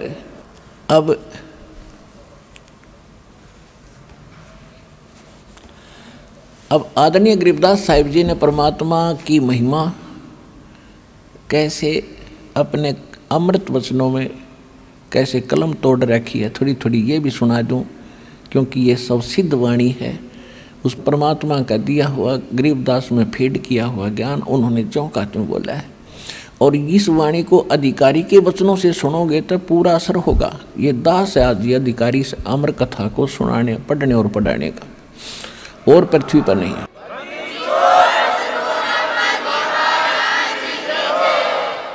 जैसे औषधि होती है, औषधि ने काम करना शरीर में जाके, और सिरिंज होती है वह नीडल और एक प्लास्टिक से की वह सिरिंज बोल रहे हैं उसमें, जिसमें इंजेक्शन भरकर फिर बॉडी में लगाते हैं। अगर वो सिरिंज अंदर तक कोई डिफेक्टिव मटेरियल हो उसमें थोड़ा बहुत, और उसमें वो औषधि डालकर लगा दी जाए उस बेकार यानी खराब सिरिंज के द्वारा दवाई डाल दी जा शरीर में, तो वह रिएक्शन और कर देगी, कौवा काम ना करे तो ऐसा करना चाहिए था। तो अन्य जितने संत हैं वो खराब, उनके कोई भी है वो अच्छी सिरिंज नहीं है। ये दास ही मालिक ने पता नहीं क्या गुण देखा, साफ भी उन्होंने किया होगा दास को। तो इस दास के माध्यम से जो वचन बोले जाएंगे या वाणी पढ़ के सुनाई जाएगी, इसका असर आपका डायरेक्ट होगा। शक्ति भगवान की काम करेगी, दास तो एक नियमत है। अब क्या कहते हैं, पांचों पांडव संग हैं और छठे कृष्ण मुरारे, चलिए हमरी यज्ञ में हे समर्थ सिरजनहारे। अब श्री कृष्ण के बस की बात नहीं था, उस समर्थ शक्ति के सामने क्या बोल रहा है, ये जीव के बस की नहीं बात। नानक साहिब जी कहते हैं वो समर्थ, वो परमात्मा कबीर करतार, वो जमे चाहिदा ऐसे बुलाईदा वो जैसे चाहता है नहीं बुलवावा अगले पे, और सच्चाई बुलवा रहे हैं। पांचों पांडव संग हैं और छठे कृष्ण मुरारे, चलिए हमरी यज्ञ में हे समर्थ सिरजनहारे। पांडव यज्ञ असमेघ में परमेश्वर किया पियान, पांचों पांडव संग चले और छठे यहाँ के भगवान। पांचों पांडव यज्ञ असमेघ में वहाँ वाल्मीक की दे, शंख पचायन बजा दिया वहाँ रख्या नहीं संदेह। सुपच रूप धर आया स्वयं सतगुरु पुरुष कबीर, तीन लोक की मेदनी वहाँ सुर नर मुनि जन भीड़। अब थोड़ी सी मौखिक बता के फिर सुनाऊंगा, जब घना बढ़िया आपका इसका ज्ञान समझ में आओगा रहस्य। अब क्या हुआ, रथ में बैठ के परमेश्वर को साथ लेकर पांचों पांडव छठे कृष्ण जी और यज्ञ में पहुंच गए, जहाँ वो बैठे थे ऋषि और यज्ञ वो होना था। तो जो ही मंडप में परमात्मा ने प्रवेश किया, कबीर जी ने, उनकी कैसी वेशभूषा थी, बाल बढ़े हुए और मैले से कुचैले से कपड़े, टूटे से जूते, धोती भी आधी सी बांध रखी, और जैसे ग्रामीण और गरीब निर्धन व्यक्ति बिल्कुल जैसे रहते हैं ऐसी स्थिति में। और जब वो जा रहे हैं आगे आगे, पीछे पीछे कृष्ण जी सारे, तो सारे बैठे थे ना वो जितने ऋषि मुनि महामंडलेश्वर ब्राह्मण, सारे अपना कपड़ा मुंह पर धर के और अंदर अंदर हंसे, ये लाए हैं इसने बजाओगा शंख, ये बजाओगा शंख इसने।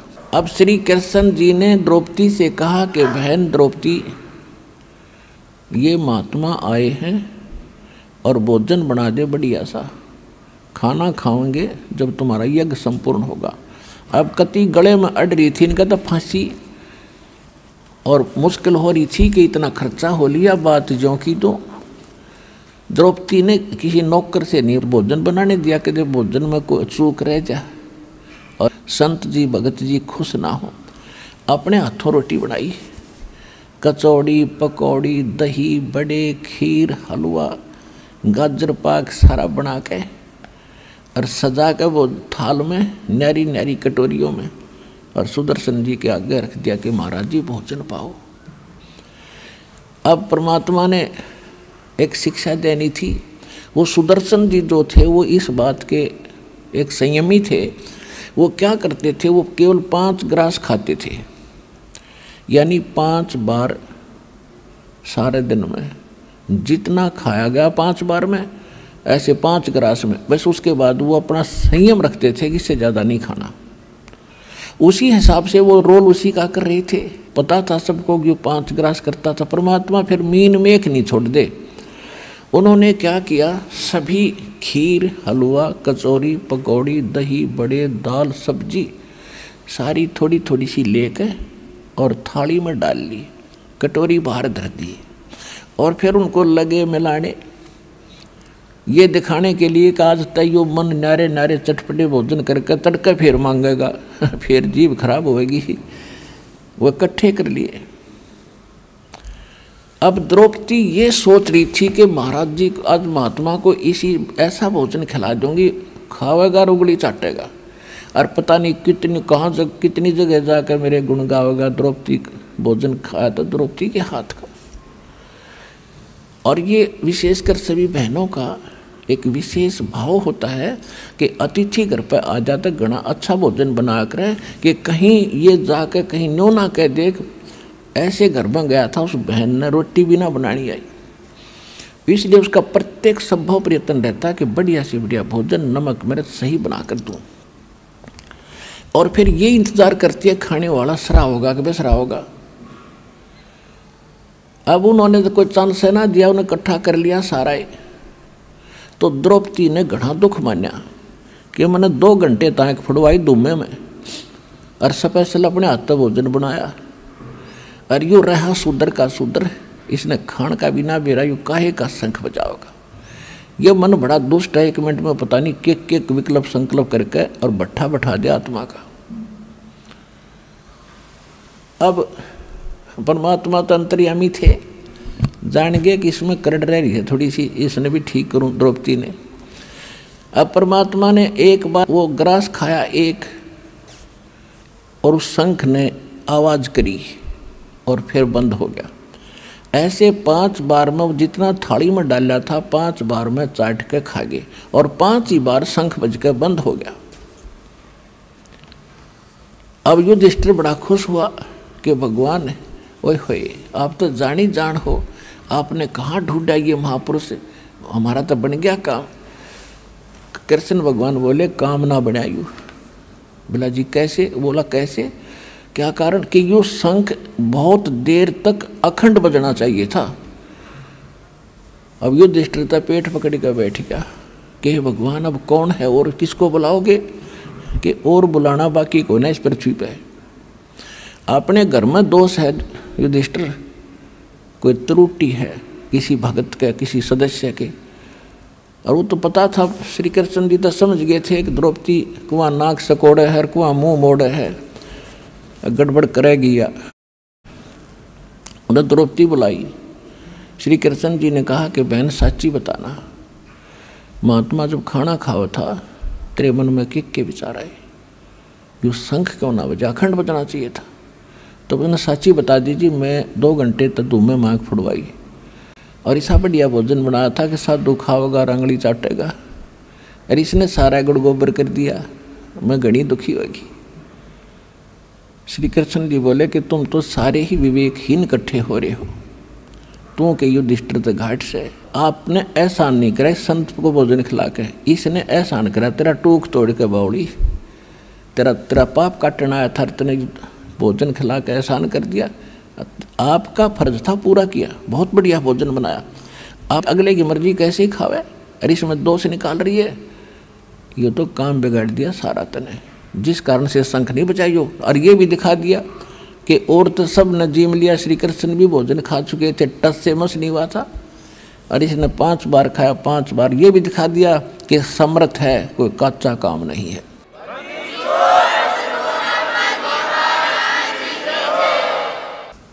अब कहते मरता क्या नहीं करता, पसीने आगे द्रौपदी के कि गलती बन गई महाराज।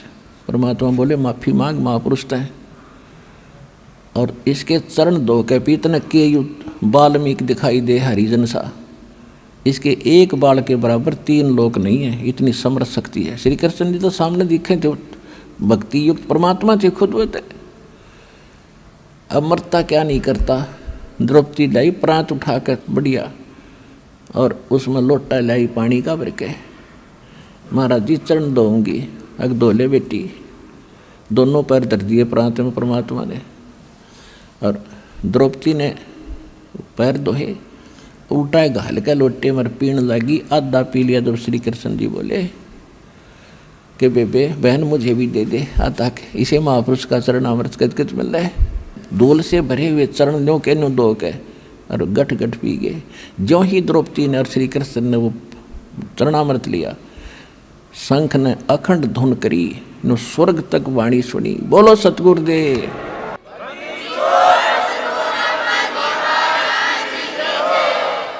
वो 3 ताप प्रेत बाधा भी उस परमेश्वर की कृपा से दूर हुई। उन श्री राम और कृष्ण, इन पुजारी ऋषि महर्षि देवताओं के भोजन से तो वह भी दूर ना हुई।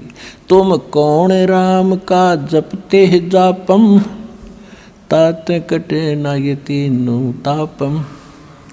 सतगुरु जो चावे सो करही, 14 कोट दूत जम डरही। ऊत भूत जम त्रास निवारे, चित्रगुप्त के कागज पाड़े। ये वो परमात्मा कबीर साहब है, आपके कर्म के लेख का नाश कर दे।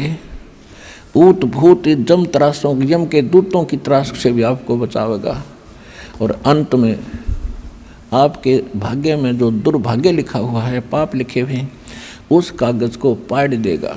करम भरम ब्रह्मंड के मैं पल में करहूँ नेश, जिन हमरी दुहाई दी सो करो हमारे पेश।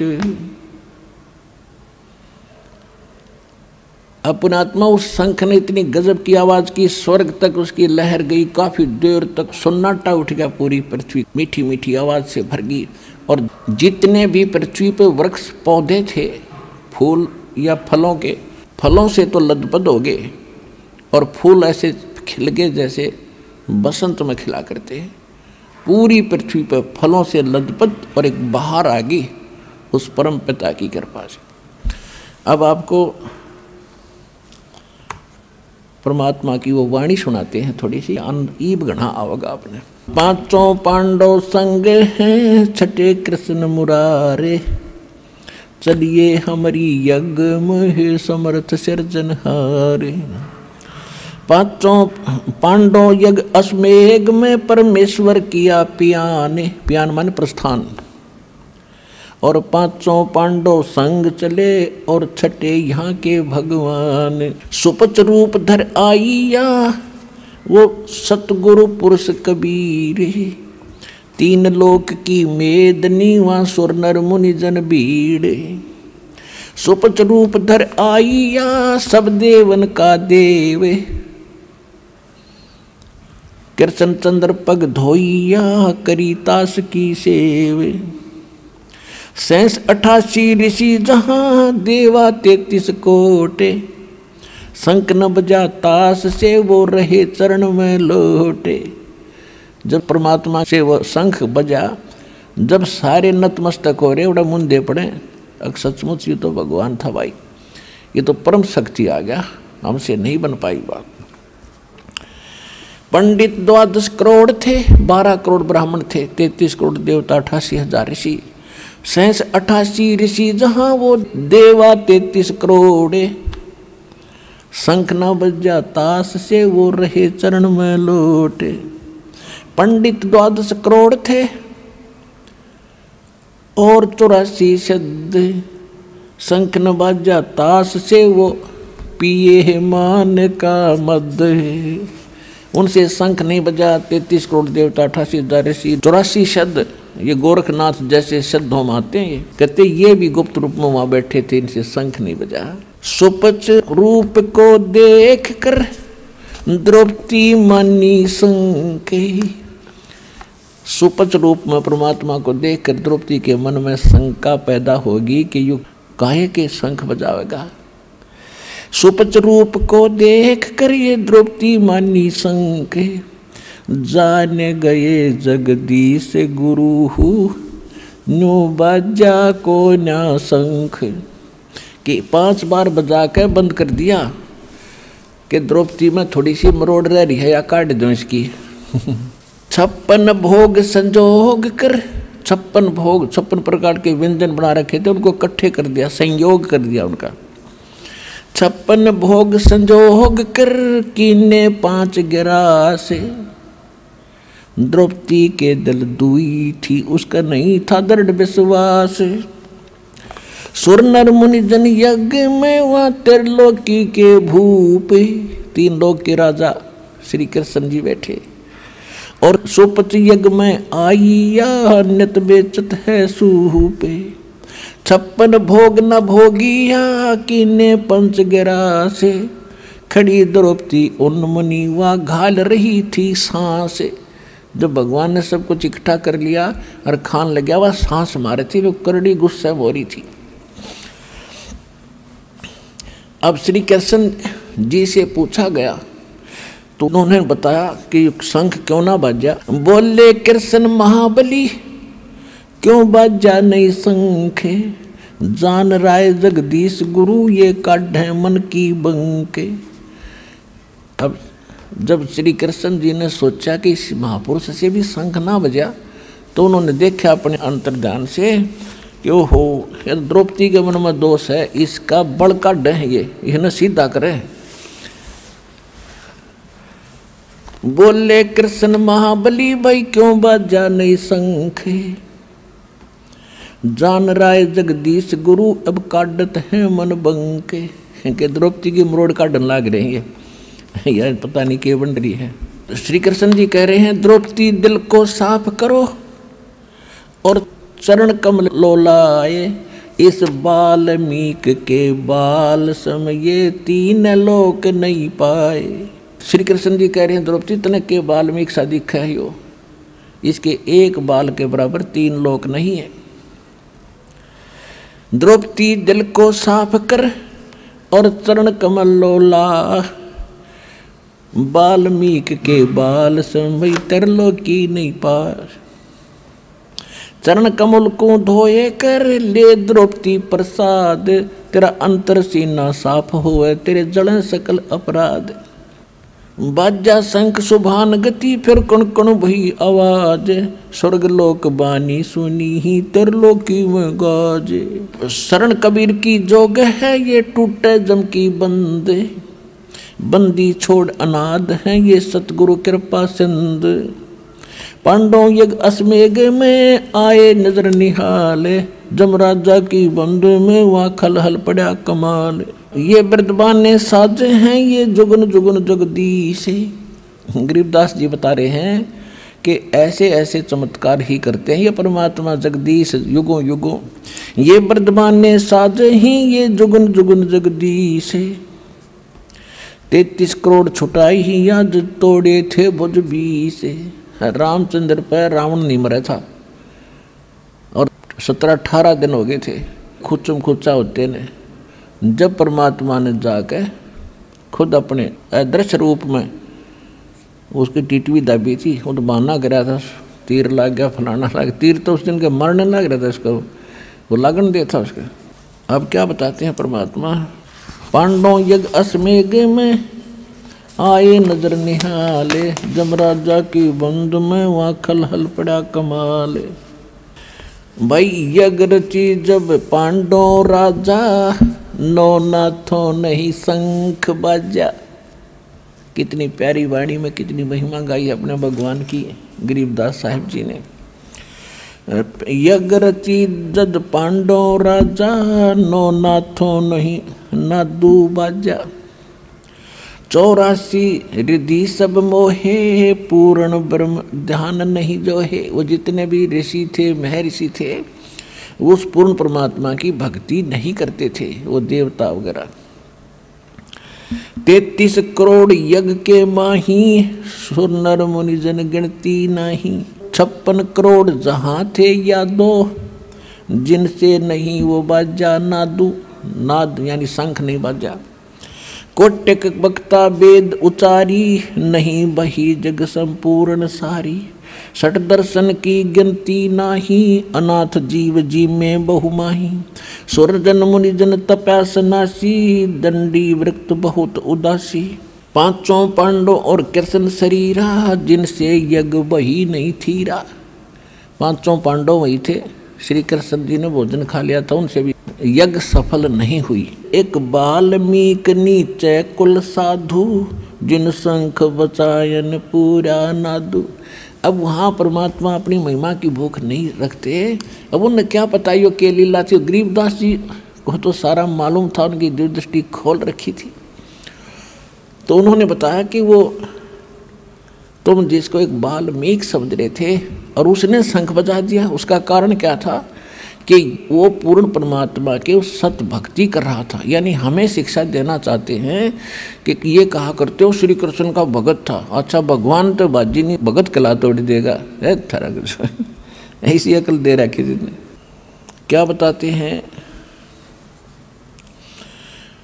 पंडित 12 कोट विपर से देव से, और खेवट विनाश जहाज कहो कौन खेव से। जहाँ पुंडरीक पाराशर नारद व्यास रे, गोरख दत्त दिगंबर और दुर्वास रे। वहाँ पर ये महात्मा बैठे थे जिनका शंख निवाजी, जिनको तुम आंडी महात्मा ऋषि महर्षि समझा करते थे। ये गिनती करवा रहे उनकी। जहाँ मारकंडे पिपलादिक रूमी ऋषि रे, कपिल मुनि जहाँ यज्ञ माही नाही बजा शंख रे। 9 योगेश्वर निर्भय काग भूषण रे, जहाँ 52 गादी जनक भक्ति प्रचंड रे। जहाँ सुखदेव ध्रुव प्रहलाद भक्ति के खम्भ रे, जग रची जब श्री कृष्ण किया आरंभ रे। बाजा सुपच का शंख स्वर्ग में धुन सुनी, गण गंधर्व गलतान सकल ज्ञानी गुणी। बाल्मीक के शंख को किए सुरमात रे, द्रौपद सुता के दल में आई भ्रांत रे। कण कण बाजा शंख स्वर्ग में भई शैल रे, और पांडवों ताप विध्वंस किए सब बद फैल रे। पांडवों के सभी वो तीनों ताप और जो न बद फैल बकवाद करी थी वो पाप कर्म, वो सभी विध्वंस कर दिया, उनका नाश कर दिया, खत्म कर दिया। ऐसे अचरज कीन दीन कै शर धरी। हरे हाँ महबूब कहता दास गरीब, धनी नर कबीर हरी। इतना लीला करके अपने उस दास के सिर पर धर दी कि सुपच ने शंख बजा दिया।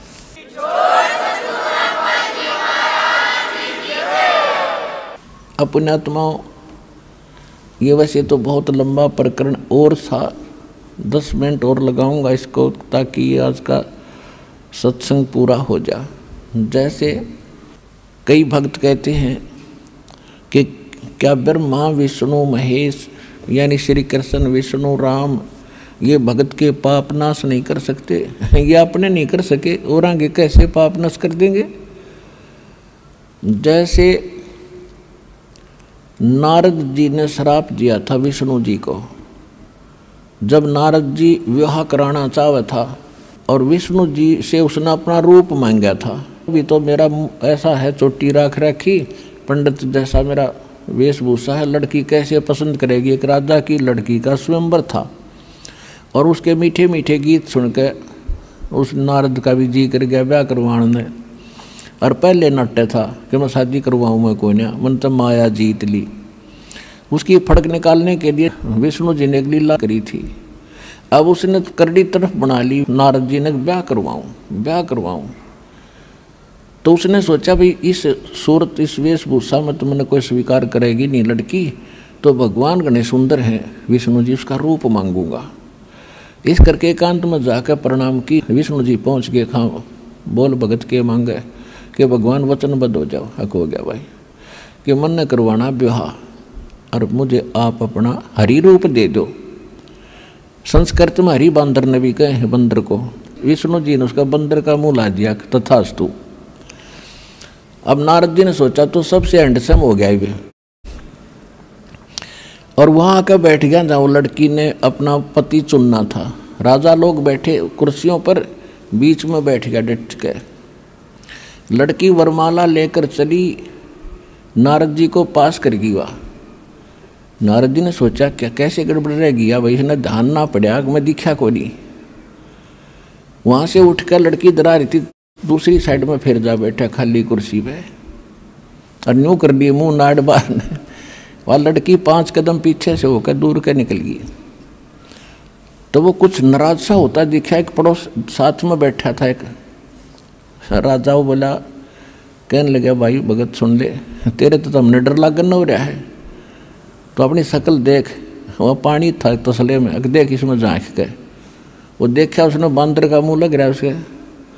वो जान गया कि इसने जानबूझ कर बकवाद करी है। उधर से क्या हुआ, श्री विष्णु जी आ बैठे कुर्सी पे। उस लड़की ने उस विष्णु जी का वरमाला गाल दी। तो नारद जी हो गए आग बबूला, अब ये तो इतनी नहीं भक्ति करा करते, तेरा नाश कर दूंगा, दयो तेरा नाश हो। विष्णु जी को श्राप दे दिया। ये नए उड़द पुड़ज का मर गए, इनको भक्ति तो प्राप्त हुई नहीं, बकवाद इकट्ठी कर लेते, फिर एक दूसरे पर छोड़ कर पाप का भागी बन जाते। अपना नाश करा भक्ति का और विष्णु जी को श्राप दे दिया। एक जीवन सारा तू, जैसे मैं अपनी औरत के लिए तड़फ रहा हूँ, तू सारा जीवन अपनी पत्नी के वियोग में बितावेगा, ऐसे वैसे वो दे दिया श्राप। अब वो श्राप 3 ताप के अंतर्गत आता है। अब उस ताप का नाश श्री विष्णु नहीं कर सके, श्री राम रूप में वो राजा दशरथ का पैदा हुए और सारा जीवन अपनी पत्नी के वियोग में बिता कर आखिर में आपको पता ही है सरयू नदी में वो समाधि ले गए, जिंदे उसमें डूब गए। और उधर से उन्होंने उस समय जब सुग्रीव के भाई थे बाली को मारा था, एक वृक्ष की जो ओट लेकर धोखा देकर। तब बाली ने कहा था कि आप वेदों के ज्ञाता हो करके ऐसी गलती कर गए। आप सामने आते से पहलवान थे, मेरे सामने लड़ते, ये धर्म नहीं अक्षत्री का, आपने अक्षत्री का धर्म डुबो दिया, आपको ये पाप लगेगा, ये फल देना पड़ेगा। कब देगा ये मेरा फल? श्री राम ने कहा कि द्वापर युग में तेरा बदला दूंगा। कहते हैं बदला कहीं ना जात है ये 3 लोक के माँ, और सतगुर मिले कबीर से तो सब पाप कट जाए।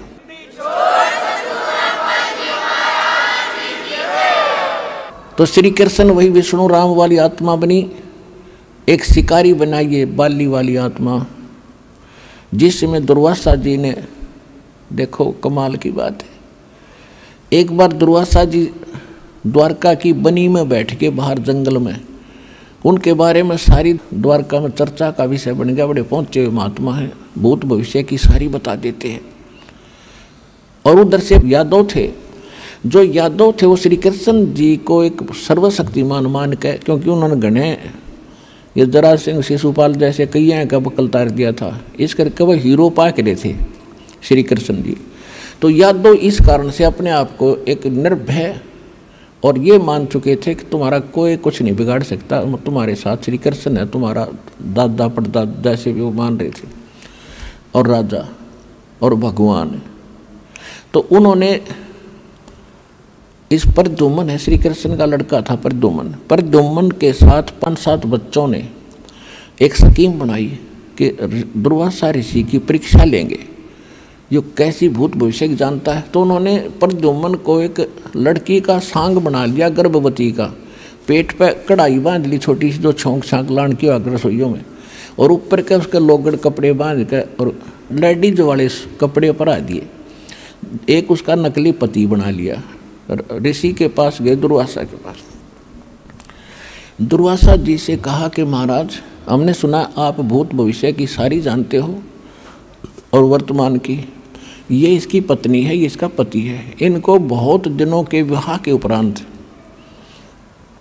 आज आस हुई है, ये उतावले हो रहे हैं ये जानने के लिए कि इनका लड़का होगा क्या लड़की, आप बताइएगा। दुर्वासा ने देखी दूरबीन ला के, देखे तो बकवाद करना रहे हैं। कहने लगे बताओ क्या होगा? कहा जी कि यादव कुल का नाश होगा इस गर्भ से जो तुम बना के आए हो, और ठाया चमटा तुम बकवास करने आ गए, तुमने ये है। वो बालक बच्चे भाग लिए वहाँ से, बात बिगड़ गई। इस बात का पता चला नगर के मौजूद व्यक्तियों को कि दुर्वासा जी ने श्राप दे दिया, और वो तो भाई तोब का गोला उसका वसंत है। या तो बात बिगड़ गई, चिंतित हो गए, श्री कृष्ण जी के पास गए।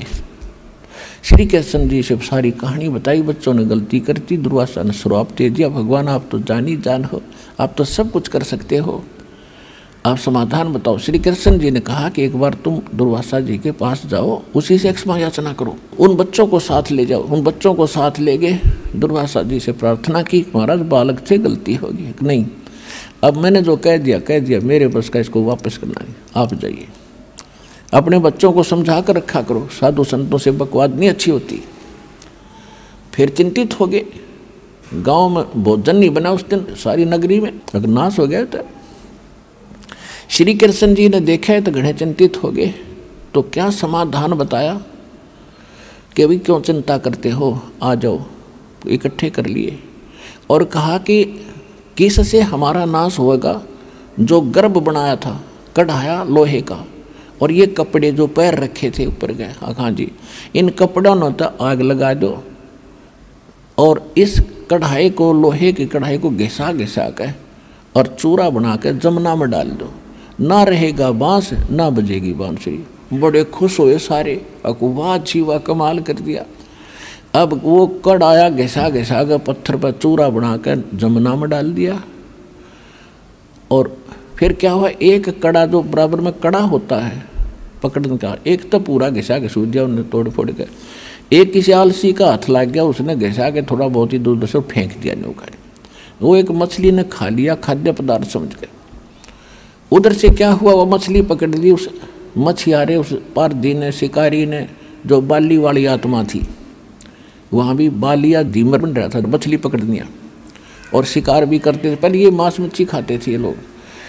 उसने जब मछली काटी, उसमें वो तेज सुंदर धातु दिखी, उसने पहले तो सुनार को दिखाई। सुनार बोला भाई चांदी नहीं है।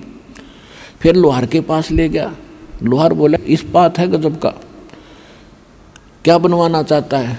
अब वो थोड़ा था, उसने बोला तू मेरे इस तीर का एरो बना दे आगे का, ये बाण का जो है इसका आगे का तीर बना दे लोहे का। उसने विषाक्त करके, क्योंकि शिकारी था, कि विषाक्त करके बना दिया, जहर में बुझा के, और बना के उसको दे दिया। उधर से क्या हुआ कि फिर कुछ दिनों के बाद दुर्वासा जी का वो वचन फला। आपस में सारे यादव छोटी सी बात पे लड़ें, लठ मारें, कत्लेआम करने लगे। रोज की 2-2 4-4 मौत लड़ाई में होने लगी, या वैसे मर जावें। तो सब फिर चिंतित हुए। चिंतित होते हैं तो समाधान गुरु जी से पूछते हैं। श्री कृष्ण उनके गुरु थे धार्मिक। श्री कृष्ण जी के पास फिर सारे मौजूद लोग से इकट्ठे हुए। कहा भगवान नगरी में पता नहीं कौन सा पाप सेध गया, और हाहाकार माच रही है, बड़े छोटे की लाज रही ना, कोई समझावे उसके सिर पावे, पता नहीं कौन सा पाप आग गड़ गया। श्री कृष्ण जी ने कहा कि दुर्वासा का श्राप अब फल रहा है। अब देख लो पुण्यात्मा, ये विचार करिए, ये किसे, जब श्री कृष्ण की ये स्थिति है तो इसके पुजारी किसा समाधान बताते होंगे और उससे क्या लाभ होता होगा। एक बार तो कह दिया किसी ने घिसा घिसू कर डाल दो, ना रहेगा बांस ना बजेगी बांसुरी, हो गए निश्चिंत। और अब कह रहे हैं कि वो श्राप फल रहा तुम्हारे ऊपर दुर्वासा का, अब उसका असर शुरू हो गया तुम्हारे पर। अब फिर हाथ जोड़ के खड़े हो गए, बोले बाले होते हैं गुसर डालो तो, कि भगवान कोई समाधान बताओ, कि ऐसा करो तुम सारे के सारे यादव नर मनुष्य और चाहे आज का नवजात शिशु भी क्यों ना हो, आज का जन्मा हुआ उसको भी नर हो, उसको लेकर उस प्रभास क्षेत्र में चले जाओ जहाँ तुमने वो कड़ा घिसा कर चूरा जमुना में डाला था। अब देखो जो चूरा डाला था कढ़ाई का, वो बन गया घास तेज पत्तों का, ईंख की तरह, और तेज पत्ते में से तलवार कैसे हो गए। अब क्या बताया कि वहाँ जाओ तुम उस प्रभास क्षेत्र में, और वहाँ सारे स्नान करके आओ जमुना में, तुम्हारा साप नाश हो जाएगा। अब गुरु जी ने बता दिया, सारे खुश हो गए। छोटे बच्चे जो उस दिन पैदा हुए थे उसने भी ले लेकर लड़कों को, और सारे नर यादव चल पड़े वहाँ, जा इकट्ठे हुए। पहले तो जाते नहावें स्नान करें, और फिर बाहर आते लट्ठम लट्ठा, आँख बड़े थी पहले से ही, वो घास निकाल कर मारे, वो तलवार का काम करे, कत्लेआम मच गया। 56 करोड़ यादव कट कर मर गए। अब बच गए श्री कृष्ण।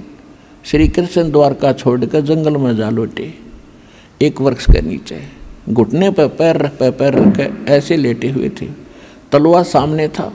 श्री कृष्ण के पैर में एक पद्म था जो बहुत ज़्यादा चमकता था, जैसे 100 वाट का बल्ब कहीं दिन में जग रहा हो वृक्ष के नीचे तो उसकी अलग से चमक दिखाई देती है, ऐसी चमक थी उसके पैर में, वो कुदरती था उनके पैर में। श्री कृष्ण जी एक वृक्ष के नीचे लेटा हुआ था, वृक्ष की जुर्मट नीचे टिकी हुई थी जमीन पर, और वो शिकारी जिसने वो कढ़ाई का एक कड़ा वो तीर बनवाया था उस दिन उससे ले रहा, ये तो विधि विधान होता है। अब उसने सारा दिन कोई शिकार मिला नहीं, उसने सोचा इस वृक्ष के नीचे रेस्ट करता हूँ, फिर देखूंगा आगे चल के। वृक्ष के निकट आया तो उसने देखा कोई वस्तु चमक रही है, उस वृक्ष की उस शाखाओं के अंदर से, जुर्मट के अंदर से दिखा। तो उसने क्या आइडिया लाया कि ये मृग की आंख है हिरण की, और मैं इधर उधर से जाऊंगा, यूँ भाग जाएगा, तेरे हाथ में लकड़ेगा, निशाना साध गया, उससे उसमें ठोक दिया तीर, और जहर से बुझा हुआ श्री कृष्ण जी के तलवे में लग गया। श्री कृष्ण जी चिल्लाए, मर गया रे, मर गया रे। अब उसने सोचा शिकारी ने कोई मानस मर गया है तो जुल्म हो गया तेरे से। वो भाग कर आया जल्दी से, क्या देखा कि मुकुट समेत ये तो राजा मर गए। अब तेरा क्या होगा? रो और बुरा हाल कर दिया, हे महाराज मेरे से गलती बन गई है महाराज, मैं जान कर नहीं मारा, मैंने तो ऐसे ऐसे आपके पैर में चमक देखी, ये सोचा ये मृग है, मृग जान कर मारा दाता, आप तो समर्थ हैं, कुछ भी सजा दो। तब श्री कृष्ण जी बोले, अब काल के हाथ में बुद्धि वह कर दी ऑन इसकी कि भाई तने अनजाने में नहीं मारा, ये तेरा और मेरा कोई बदला था पिछले जन्म का, आज मैं चुका दिया तेरा। तो उसने कहा, शिकारी ने, वो बालिया नाम था उस समय भी उसका, उस बालिया झीमर ने कहा कि भगवान आपका और मेरा के बदला हो सके, कि त्रेता युग में आप सुग्रीव के भाई बाली थे और मैं रामचंद्र था भाई, उसमें मैंने भी ऐसे धोखे से तुझे मारा था, आज तूने वो बदला ले लिया। और एक काम करे, वहाँ कोई नहीं रह रहा, उसमें नगरी में कोई नहीं बचा है, किसी के माध्यम से मेरा संदेशा भिजवा दे पांडवों तक, वो आ जाए एक बार संभालने, इन लड़कियों औरतों को ले जाए यहाँ से। अब उसने जैसे तैसे संदेशा भिजवाया या स्वयं गया, तो सारे 5 पांडव आ गए। जब श्री कृष्ण जी अंतिम सांस गिने थे, उन सभी पांडवों से शिक्षा देने लगे कि हमारा तो अंत आ लिया, अब मैं जा रहा हूँ, और कोई नर यादव बचा नहीं है, जितने भी औरतें लेडीज़ हैं इन सब को तुम वहाँ ले जाओ, यहाँ के भील भ्याल लोग इन्हें तंग करेंगे, इनकी बेइज्जती करेंगे, तुम इनको वहाँ ले जाओ, इनको सुरक्षित रखना। तो उन्होंने कहा महाराज ठीक है। फिर क्या कहा कि एक और मान लेना मेरी बात, तुम राज त्याग के और तपस्या करो हिमालय में जाके, तुम्हारे ऊपर युद्ध में किए हुए जो पाप हैं वो बहुत ज़्यादा हैं, वहाँ तप करके अपने शरीर को गाड़ दो ताकि तुम्हारे कुछ पाप कम हो जाए। अब उस समय अर्जुन पर रहा नहीं गया। अर्जुन बोला, भगवान वैसे तो आज आप ऐसी स्थिति में हैं कि मुझे कोई प्रश्न करना नहीं चाहिए, बहुत बड़ा कहर टूट रहा है आपके ऊपर, लेकिन यदि मैं इस शंका का समाधान नहीं चाहूँगा तो मैं मर भी नहीं सकूँगा, ढंग से जी भी नहीं सकूँगा।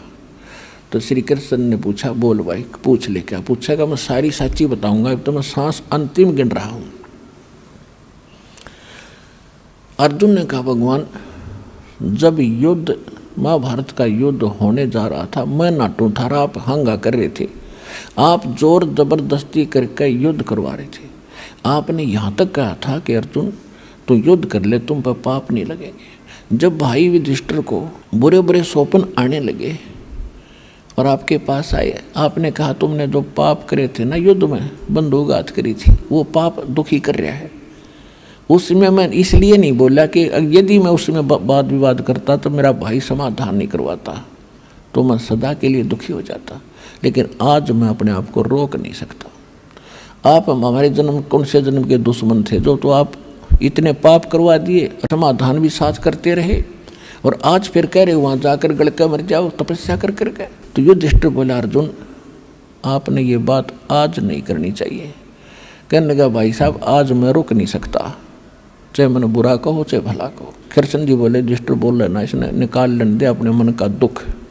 तब उन्होंने बताया भाई मुझे ना तो स्वयं पता उस गीता में मैंने क्या कहा था, लेकिन जितना मैं अध्यात्म मार्ग जानू था मैंने तेरे को बता दिया कि वो जो पहले वाला पाप था वो यज्ञ से कटा है, और वो भी सोपत सुदर्शन से हमसे वो भी नहीं कटा। और भाई ये पाप तुम्हारे पर ज्यों के त्यों धरे हैं और भी। अब जाके आप वहाँ हिमालय में अपना ये अंतिम समय तक वहाँ तपस्या करके गल मरो, ये मेरा वचन है, मानो चाहे मत मानो, जो होना था वो हो गया। अब उधर से क्या हुआ, श्री कृष्ण जी शरीर छोड़ गए, अंतिम संस्कार करके सारे उनका फूक फाक के सारे ने, और लेकर उन औरतों को चल पड़ा। वो तो सारे पहले चले गए, 4 तो 5वां एकला छोड़ दिया सूरवीर अर्जुन के सभी गोपियों को साथ लेकर आ रहा था। वही रथों के साथ था, गांडीव धनुष था जिसके साथ उसने युद्ध किया था महाभारत का। रास्ते में भीड़ लोगों ने रोक लिया, अर्जुन को पीटा, सारी गोपियों के हार हूर तोड़ दिए, वहाँ की जो जितनी भी औरतें थी, और कुछ एक को अपने साथ घसीट कर ले गए। और अर्जुन खड़ा खड़ा कांपे, धनुष ठावे और उठे नहीं, वो धनुष उठे नहीं उस दिन। जब वो सारा हो हालिया, जब रोए अपने कर्मा ने, नो कहा यु कृष्ण छलिया था, इसने सदा धोखा दिया। जब मेरे से नाश करवाना था महाभारत के युद्ध में, तब तो मैं ये इतना योद्धा बना दिया, एक तीर मारूं था 20 में का निकला था, और आज वही अर्जुन और वही धनुष आज मेरे से उठता भी नहीं। तो यहाँ परमात्मा कहते हैं तुम असली जड़ को नहीं पकड़ पाए।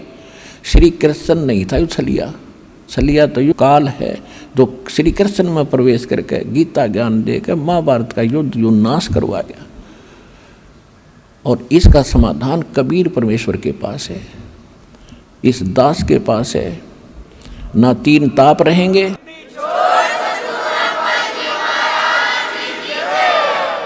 सूक्ष्म वेद में कहा, इस ऋषियों को लताड़ा है परमात्मा ने। दुर्वासा को पे तहा समझन आई नीच, 56 करोड़ यादव कटे हुआ मची रुद्र की कीचे। कहते हैं उन बच्चा ने थोड़ा सा मजाक कर दिया, और उस दुष्ट दुर्वासा ने इतना बुरा शराप दिया करते हैं, तो राक्षस हैं, कसाई हैं, ये कोई संत है। कहते दुर्वासा कोपे तहा, कोपे माने क्रोधित हुए, और समझन आई नीच, उस नीच आत्मा ने यह भी नहीं सोचा तू क्या श्राप देने चाह रहा है, क्या जुल्म होगा। और 33 करोड़ यादव कटे या मची रुद्र की कीच। कहते हैं वहाँ इस रक्त की खून की गारा माच की 56 करोड़ आदमी मर जाए, जरा वहाँ तक गोड्डा खून की गारा बन गई। अरे इनको हम ऋषि और महर्षि को बड़ा पहुँचे हुए थे, खाक पहुँचे हुए थे। और उसी प्रकार चुनक ऋषि ने 72 करोड़ सेना का नाश कर दिया, मानधाता चक्रवर्ती राजा की। उसके विषय में परमात्मा कहते हैं 72 अक्षौणी खा गया वो चुनक ऋषि सुअर एक, ये दे धारे जोरा फिरे भाई सभी काल के वेखे। कहते 56 करोड़ का नाश कर दिया चुनक ऋषि स्वर, ऋषियों में श्रेष्ठ ऋषि वर, और उससे ऋषि स्वर, उसके ये लक्षण है। 56 करोड़ का नाश कर दिया, ये दे धारे जोरा फिरे या चलती फिरती मौत है, ये ऋषि नहीं थे, ये सभी काल के भेख जो यहाँ तक के साधक है उनकी ये स्थिति है। न इनसे कोई तीन ताप कट सकते, तीन ताप पैदा कर सकते, ये नाश नहीं कर सकते। अच्छा, श्री कृष्ण जी विष्णु जी थे, श्री कृष्ण इज विष्णु, और वो अपना पाप नाश नहीं कर सके, पुजारियों का क्या करेंगे? जिसके सामने पूरा बच्चे पोते पड़पोते रिश्तेदार मर जा, और अगर वो समर्थ होता तो क्या उनकी रक्षा नहीं करता? वो समर्थ नहीं था। ये कर्म के बंधन से सभी बंधे हुए हैं। तुम कौन राम का जपते जापम, तात कट नयति नो तापम।